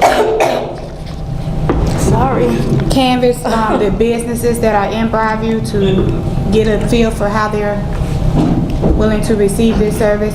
I mean, because some companies might be tied to a dedicated line where they have a contract with a phone supplier. So have we talked to them yet? As part of one of the next steps involved, I wanted them to come in and at least educate everybody on what a wireless fire alarm is. And then the next step is, yeah, we're going to go to business owners and start getting them informed on what wireless is and the advantages to it. Okay. And how would this tie into the current systems that we have or are going to get for the fire department? They would supply us with a wireless transceiver like that, which would send, if we had an alarm in the fire station, we'd send it to them to dispatch. Okay. And one important one is any of the municipal buildings, we provide a wireless transceiver at no cost to the village. And then as far as the locally owned businesses, the chief and I have discussed that. We're not going to require anyone to use our services. It's ultimately up to the fire department to choose who they want to use the services. Your ordinance right now says that they can use the Direct Connect Villages system, or they can use other means such as wireless devices that go to a central station. We realize that there are businesses that are engaged in contracts. We talked that we would, in conjunction with the fire department, talk to those locally owned businesses, find out when their contracts expire and just track it, and then revisit it when the contract's up. Okay. That's it. Trustee Benson? No. Trustee Abraham? Who would be going out to the businesses? Would it be yourself, your company, and the chief, or somebody from his department? It would be us, and if the fire department wanted to join us, they can. We usually mail out a marketing piece explaining how the service works, how we think it will benefit their business, and when we can do the installation. Okay. So this is limited to just fire alarms and not burglar alarms? It'll do burglar alarms as well. And I think you guys. Is there a separate cost for it? We haven't discussed that. Well, I just asked, I mean, if I'm a business, would I want to pay for 2 separate alarms, that's all? They're currently paying 2 separate fees right now for that. We're having to negotiate with the average. I think you guys only have about 10 or 12 burglar alarms on your board now, that if they're joint fire alarms and burglar alarms, we can do for the same cost. I just want to be careful that we don't start piling on customers who are not on your service, just for the burglar alarm service. Right. We, of course, want to charge a fee. Okay. That's all I got. Yes, sir. Chief, what is the percent of false alarms that you get today per month? Any idea? Due to faulty phone lines, I'd say out of the false alarms that we go to, probably 80% are due to a bad phone line. And this is to eliminate those false alarms. Is there any type of weather-related things that may affect the transmission or the radio frequency? Nothing weather-related. It's on a secure radio frequency. And is there a percent of false alarms on this device? There still will be false alarms. For example, let's say in a factory, guy with a forklift hits the sprinkler head. That's a false alarm. It's not a false alarm created by the phone. But I meant the device itself. Oh, no, the device itself is not created false alarm. The device itself tells the dispatch center exactly what your fire alarm panel is saying. So in other words, whatever goes on in the building that would set off the fire alarm system, the box automatically tells the dispatch center. Yeah, the technology you have now, it only tells the dispatch center 2 things. 1, fire, 2, trouble. With the radio, it's going to tell us low battery, it's a problem with a smoke detector, it's a problem with a full station. It gives us much more detailed reporting, and the fire department much more detailed reporting, so we can tell them exactly what's wrong with the product. Is there an installation fee or is it included? There is an installation fee. We usually run a promotion period. Within the first 30, 60 days, we offer free installation as an incentive for local businesses to move on to the service. One other thing that it will do, will automatically tell the owner of a building if they have an AC power failure under storm conditions. If they lost power to the building, if they happen to be a food store or something where there's a concern about their coolers or anything like that, it would automatically tell them that the power is off the building. And Chief, are you kind of monitoring it yourself or these guys? It would go to their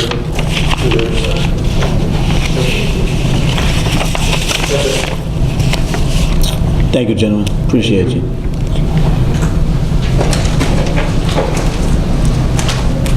Madam Clerk? Item number 7, unfinished business, we have none. Item number 8, new business, 8A, consideration of ordinance amended section 2-6-1, board created organization of chapter 6, zoning board of appeals of title 2, board and commission to allow a stipend of $40 per member for zoning board of appeals meeting for the village of Broadview, county of Cook, state of Illinois.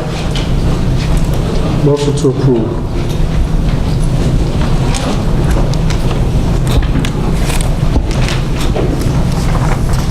Is there a second on this motion?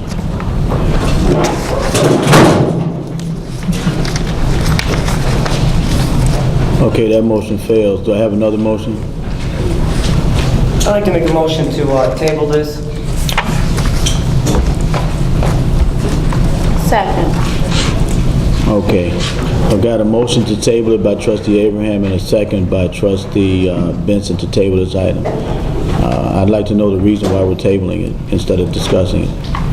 Well, I'd like to do with the budget coming up. I'd like to have further investigation between our finance director, our budget officer, as well as some other additional legal questions I have with our village attorney. Okay. So you've got some concerns about the budget for this particular agenda item? Yes. Is that do you share the same concern, trustee Benson? Well, I had a lot of questions. I had an overall opinion, and I had a few questions I emailed. So I just want to get the answers to my questions, and I should be ready by the next board meeting regarding this issue. Do I have any other comments from any other board members before I speak? Mr. Mayor, Yeah. if I just may, are we going to table it to the next board meeting or after? Well, I haven't even had a vote on it yet, sir. No, I understand. They didn't, she tabled it without a date. That's why I'm asking. Oh, to the next board meeting? Is that part of it? Yeah, that's fine. Okay. Trustee Morse or Trustee McGreer, either one of you have a comment on that? No. You know, it's unfortunate that we can't make a decision as it relates to compensation for the members of our zoning board, the people that we depend on to make decisions as it relates to what happens within the village of Broadview. Historically, the village had compensated board members for their participation on this board. Their time and efforts determine a lot of what happens in the village of Broadview. They determine parking, they determine structures, they determine building structures and what can go here and what can go there, what's able to go here and what's able to not go there. And the point that I'm making is quite simply this. For those board members that are on there that serve, especially when you think about the price of gas going up over $4 a gallon, for them to come here, put in their hard time, drive over here in the evening and have these meetings as it relates to potential businesses in the village and potential things going on in the village, structures going up, to not compensate them is unfortunate. And I just don't, for me personally, I don't think that that's the proper thing to do. I think if you want to get good people on your board, then they're not going to be here to just not, you know, for free to come and not do anything. Our board up here, they're compensated for their time here. I'm compensated for my time. And for $40 per board member, I don't think that it's cost prohibitive for us to do it. I would like to, because they say they need to talk to finance about a budget, I'd like to know how they plan on budgeting for meetings that are not even determined already. Because the stipend is strictly per meeting. So how do you budget if you don't even know what the number of meetings are?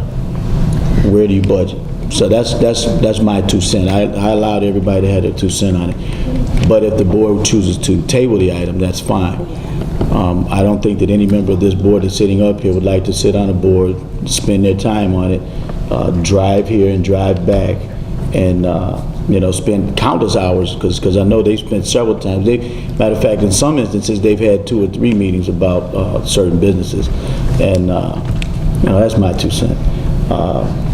But if everybody's in favor, say aye. Aye. All opposed. All right, so they're tabling this item for discussion with finance or whatever, get some questions answered. Next item, Madam Clerk. Item 8B, consideration of an ordinance approving a special use permit and various for conditions for the operation of off-site signage near the property commonly known as 1811 South 17th Avenue, south of Baton Drive, Broadview, Illinois, for the village of Broadview, county of Sioux, state of Illinois. Make a motion to approve. A second. Probably motion by Trustee Abraham and probably second by Trustee McGreer. Mr. Attorney, you want to tell them what we're talking about?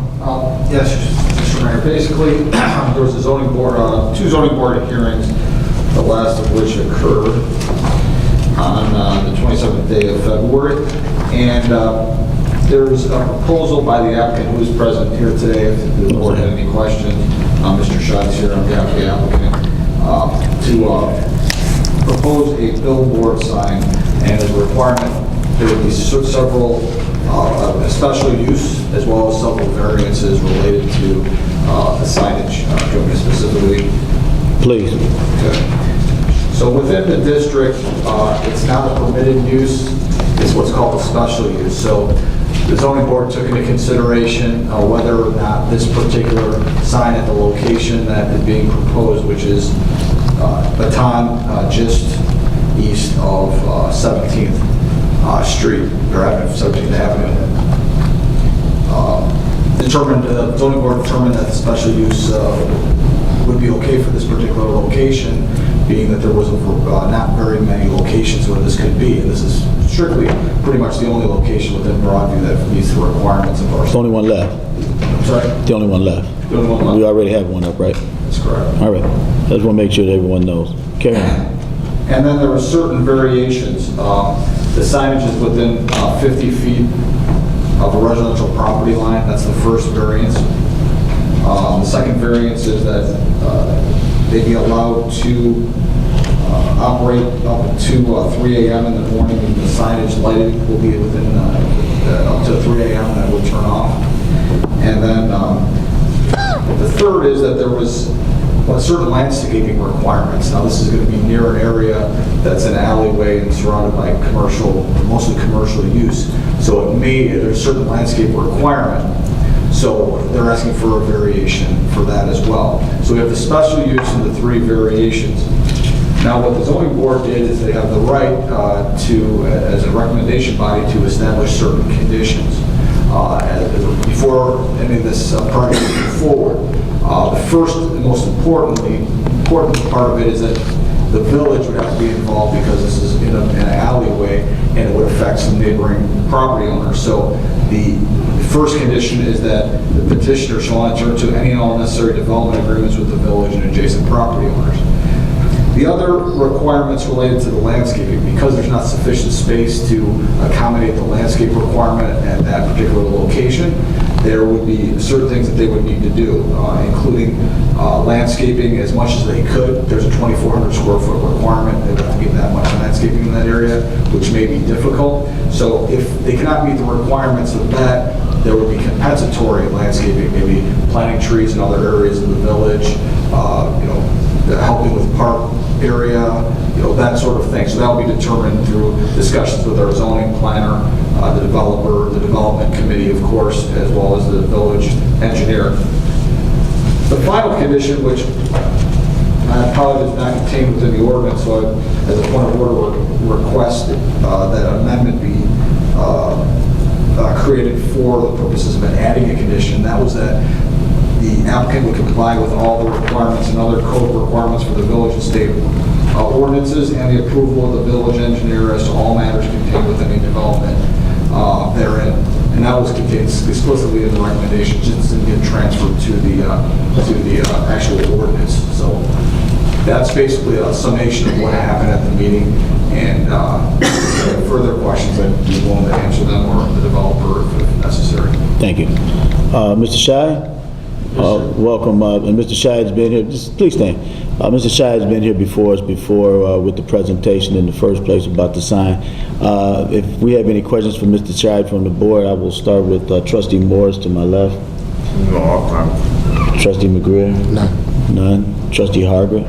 No. Trustee Benson? I had questions. I emailed them off. I did ask our village attorney. He was able to actually fill me in prior to the board meeting. So I'm going to hold my questions for now. If I have anything extra, I will come at you if you don't mind. Okay. Okay. Trustee Abraham? None. Okay. I was intimately involved with talking to Mr. Scheid, and Mr. Scheid graciously solicited all the people that lived in the area, talked to the business owners, and he's complied with every request that we've made of Mr. Scheid. And this has been several months that we've been going through this back and forth, trying to get everything in order because it required notification, discussions. We actually brought all the residents in the area right here to Village Hall and explained to them what we planned on doing in that alleyway. And as long as Mr. Scheid is complying with what the zoning board, Mr. Perry, who sits on the zoning board, as long as he's complying with what the zoning board requirement was as relates to the conditions we're dealing with the property owners along the alleyway there, I'm all for it. So if there are no other questions, thank you for being present, Mr. Scheid. Obviously, there's no questions for you tonight, but Madam Clerk, I'll entertain a roll call, please. Trustee Abraham? Excuse me, one second, Mayor. Since the village attorney brought up that point, that item, there was a fifth condition, is it possible I could amend the motion to include that fifth condition? To include it, absolutely. Okay, so at this So time... noted. At this time, I'd like to amend the motion to include that fifth condition on page 10 of the ordinance, to include that condition, that the petitioner would comply with, was it local ordinances, state ordinances? Right. With the and also with the approval of our village engineer regarding the proposed development. I'll second that. Probably second by Trustee McGrail. Okay, moving right along. Madam Clerk, roll call, please. Trustee Abraham? Yes. Trustee Benson? Yes. Trustee Hartman? Yes. Trustee McGrill? Yes. Trustee Morris? Yes. Okay, the motion. Reno is absent. Yep. And that motion will carry. And welcome, Mr. Scheid, and hopefully you have a successful business endeavor over there. That motion carries. Madam Clerk, next Item number item. 9, application for the authority to spend funds. Number 1, American Security and Communications for $19,000. I make a motion to approve. I second. Okay, properly motion by trustee Harger, properly second by trustee Abraham, to approve this agenda item. I think this is the fire department. Is that you, trustee Harger? Correct. You want to tell us about this one? Sure. The purchase order is from ASC, which is American Security. It's for the removal and replacement of the existing fire alarm system in the fire department. The note has the existing fire alarm system is the original fire alarm system which was installed in 1966 when the station was constructed. It is unreliable and has had many repairs over the years. Many of the parts needed to keep the system in service are no longer available. Installation of this system will also bring us up to current NFPA fire alarm standards. So the total cost of the purchase order is for $19,000. Have any questions or comments from any of the rest of the board members, starting with trustee Abraham? No. Trustee Benson? No. Harvey? Yes. Go ahead. First, I would like to thank the chief for meeting with me abruptly today. I walked in actually to ask him about this purchase order. My first comment to him was, I don't want the fire department to just be spending, and then the residents think we're not having any control over what we're spending. But he reassured me that this was in the budget, and it is a line item for us to have repairs done. And I believe he said it's budgeted under something, I forgot now. Building improvements. So just so that everyone knows, we are aware that, there's things that need to be done, but we have budgeted for certain items, so we're not just out here loosely spending. And I did tell them kind of prioritize what we spend on first, so that it doesn't seem like, anybody's trying to take anything for granted, because we're not. But I do hold us accountable for, making sure that all of our items are working before we can go out to a business and say, well, you're not in compliance with the village ordinance by not having your fire alarm system up to par or up to code, and then all of a sudden something comes out about Broadview and now we're not up to code.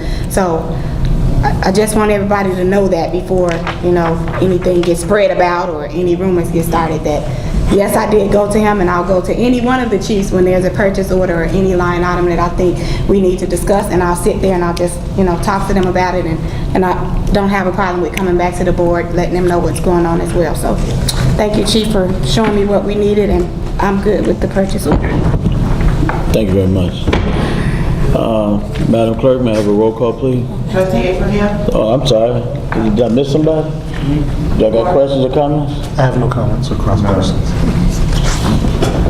Roll call, please. Trustee Abraham? Yes. Trustee Benson? Yes. Trustee Harger? Yes. Trustee McGrail? Yes. Trustee Morris? Brown Johnson? Okay, and that motion carries to replace the fire alarm. Chief. Item number 10, committee reports, building and public property. Trustee Abraham? Good evening, residents. I have a few items from the building department. I want to thank Director Upshaw for again starting the maintenance of our village property as of April 1st. So that'll be maintained as usual, as well as any foreclosed homes or vacant lots. Also, wanted me to note that garage sales, obviously as the weather gets nicer, there is a $10 permit that is required, and it's for 3 consecutive days. Also, we do have information at the building department regarding from Governor Quinn. It's called Keep Your Home Illinois. 2 weeks ago I announced that there's a website. It does provide quite a bit of information, and different events are going on throughout the state to help homeowners stay in their home. They have one coming up this Saturday, and it's a mortgage relief project, and it's located at 6301 South Halsted Street in Chicago, and it starts at 9 a.m. There's also going to be one on Monday, April 23rd, and this is called Help for Homeowners, and this is going to be at the Donald Stevens Convention Center in Rosemont, and that's from 1 p.m. to 8 p.m. Also, I would like to thank our fire chief. As you know, I act as the liaison for the village board with our seniors. And this past last Friday, we had the fire department come out and they rolled out their new program called Viola Life. And they definitely got a big response, so I want to thank the chief for being proactive, and he's obviously got his feet on the ground and he's running with ideas, so we truly appreciate that. And it's a very important program that he has started, so I hope everyone does take advantage of it. Also for the seniors, this Friday, we have through Trustee Hargret, she was able to contact a solar energy company, so they're going to be coming out this Friday on the 20th to speak to the seniors about different opportunities out there regarding electricity. So again, if you want to attend, please feel free. Again, they meet at the Schroeder Park District, and they usually get there about 11:30, and then they have bingo afterwards. Also, myself, I reached out to Walgreens in our community. We do have 2 of them. And they are more than willing to get involved. They've done some things in the past for us, for our seniors, and they will be out on Friday, the 27th. And they're going to be discussing with the seniors, which is an issue. Our federal government has started releasing ads and commercials on TV, and it's regarding shingles. So it's a prevention. Walgreens is going to come out and speak to our seniors about what they can do, and also Walgreens will do the following week an on-site where they'll administer the shot for shingles. So again, if you do know someone and they can't get to their physician, again, Walgreens is going to be providing this service, and they're going to be taking care of this on Friday the 27th. And that is the end of my report. Thank you, Trustee Abraham. Our next committee report is Business Committee. Trustee Benson. No report this week. Thank you, Trustee Benson. Our next committee report, Fire, Police, and Civil Service. Trustee Hargret. Good evening, everyone. Just like to read a letter that the Safety Committee received from the Broadview Youth Baseball. Says, Dear Chief of Police Louis DeGuerra, Broadview Youth Baseball Little League respectfully requests the assistance and participation of the Broadview Police Department to help control traffic in our upcoming opening day parade on Saturday, April 28, 2012 at 11 a.m. The safety of everyone during the parade is our utmost concern. This year's annual parade will start at Pioneer Park on 25th Avenue, traveling east down 14th Street to 13th Avenue, then heading south and concluding at Schroeder Park. We will begin marching promptly at 11 a.m. Blah, blah, blah. We sincerely hope that the Village of Broadview Police Department will grant our request to assist and participate in our annual kickoff parade. I thank you and the department for your continual support of Broadview Youth Baseball and the community. Yours truly, Trent Perry, President, Broadview Youth Baseball.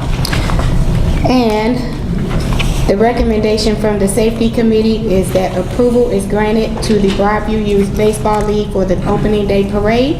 The Police Department will coordinate with Public Works Department to ensure the parade's route is secure. So have fun at the opening day parade for the Baseball League. I also want to thank Trustee Abraham for advising everyone about the solar panel company that will be out on Friday to meet with the seniors.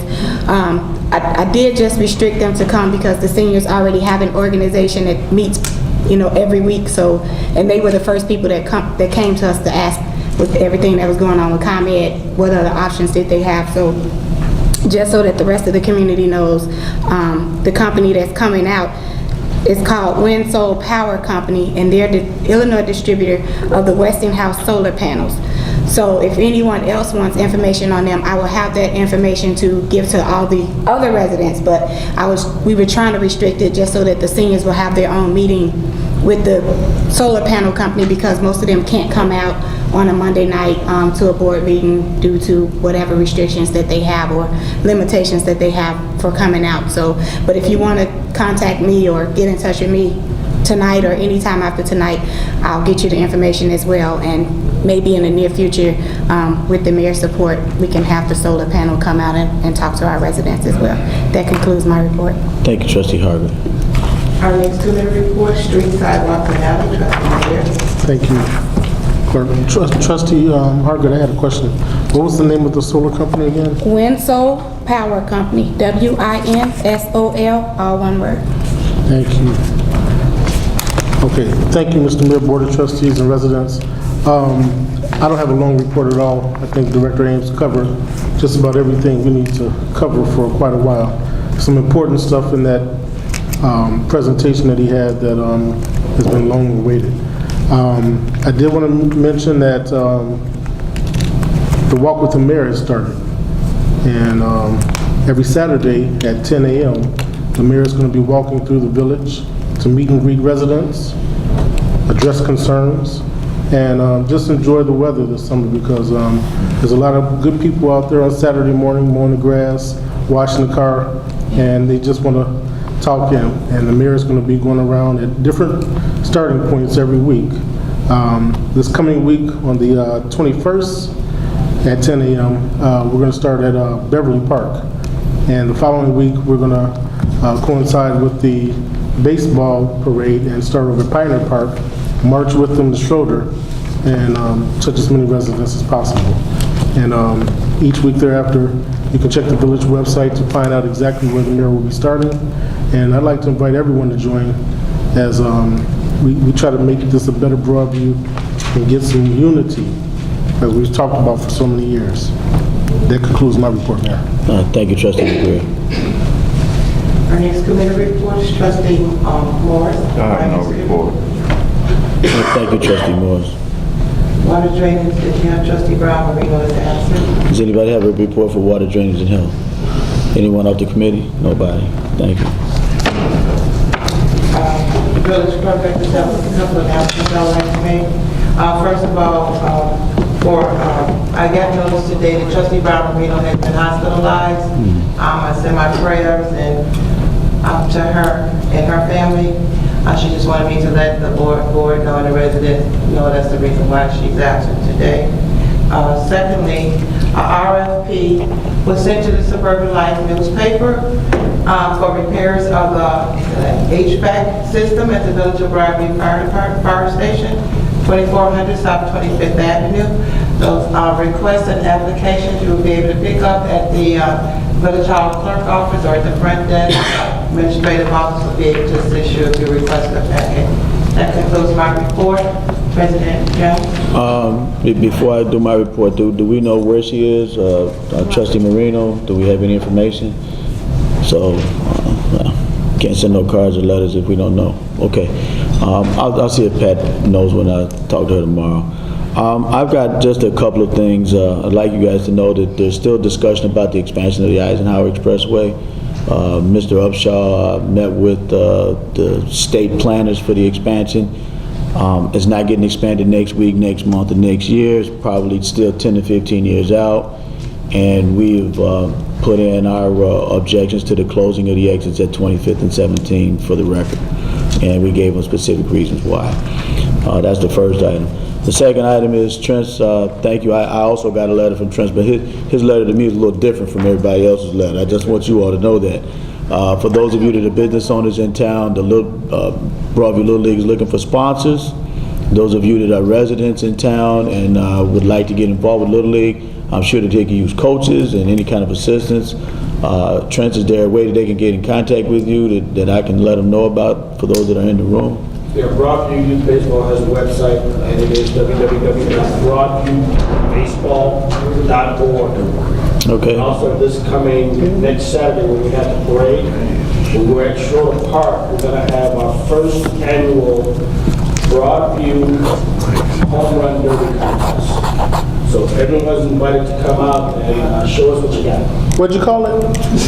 Broadview Home Run Derby contest. I'm in. Count me in. Home Run Derby. $2 for youth and $3 for adults. Home right, Run I'm Derby. We'll get a huge T-shirt stating that you are the champion for that year. All right. That's great. Put my name on it now. Wow. Use. Okay, and then for those of you to know, first of all, and I'd like to thank Tom Hood for giving the financial report, Budget Officer Tom Hood, and I met with Tom Hood for an extended period on Saturday discussing all of the budgets throughout the village of Broadview, including my own. And I'd just like to report on the general fund. You know, I can only commend my budget officer and the finance director and all the department heads for the exemplary job that they've been doing as it relates to holding spending down.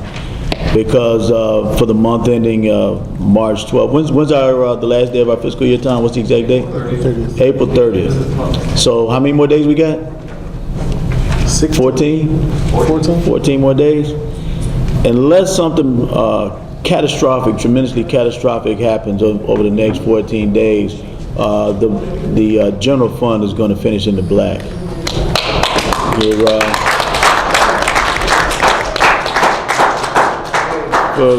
For the month ending in March, we ended with a positive $423,000 in the general fund, and year to date through the end of March, we were $317,000 in the black for the general fund for the Village of Broadview.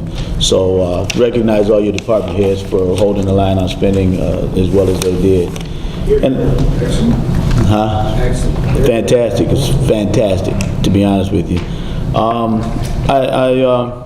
I got some mixed emotions about this next item I'm going to talk about. Recently, we've had some very prolonged meetings unnecessarily.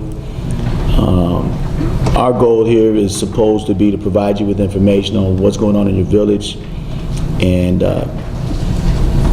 your time is very valuable, and I'm sure that you don't want to be sitting until 9:30 and 10 o'clock at night listening to us. However, some of the trustees in their zest to get out information sometimes trip over each other and expand their bounds. You know, the committee reports are supposed to be by committee, about the committee and what's going on in their committees. But they tend to spill over into other arenas and other areas. So I'm going to be passing out this memorandum to the board members up here effective next week. It'll be in your box as a complete copy of it, but I'm going to read it to the public because I need to put it on the record. And this is committee reports, and it's today's date, April 16, 2012. This memorandum is being distributed in order to establish a policy regarding presentation of committee reports at meetings of the Village of Broadview, President and Board of Trustees, i.e. our council meeting. At recent council meetings, certain committee chairpersons have attempted to utilize their committee report time to engage in unrelated, politically motivated discussions. This behavior contradicts the purpose and the intent of the committee reports and serves to disrupt the proceedings. Accordingly, the following policy has been formulated to assure continued efficiency in the council meetings. As you are aware, committees are formed in order to provide guidance and counsel to the corporate authority regarding the committee's assigned task. In order to present a proper committee report, it is imperative that committees meet and discuss their respective assignments prior to the council meeting. Thereafter, committees are to prepare concise and informative reports for presentation to the corporate authorities. Presentations are not to exceed 3 minutes in length unless something specific occurs. Should a committee require additional time to present its report, it must then demonstrate good cause for a suspension of the policy. Under no circumstances will committee chairpersons be allowed to disrupt council meetings by presentation of committee reports that are calculated to engage in non-committee related / political discussion. This policy should be in full force and in effect upon distribution of this memorandum. And I think this applies to all of the members of the board, including myself up here when it comes to this.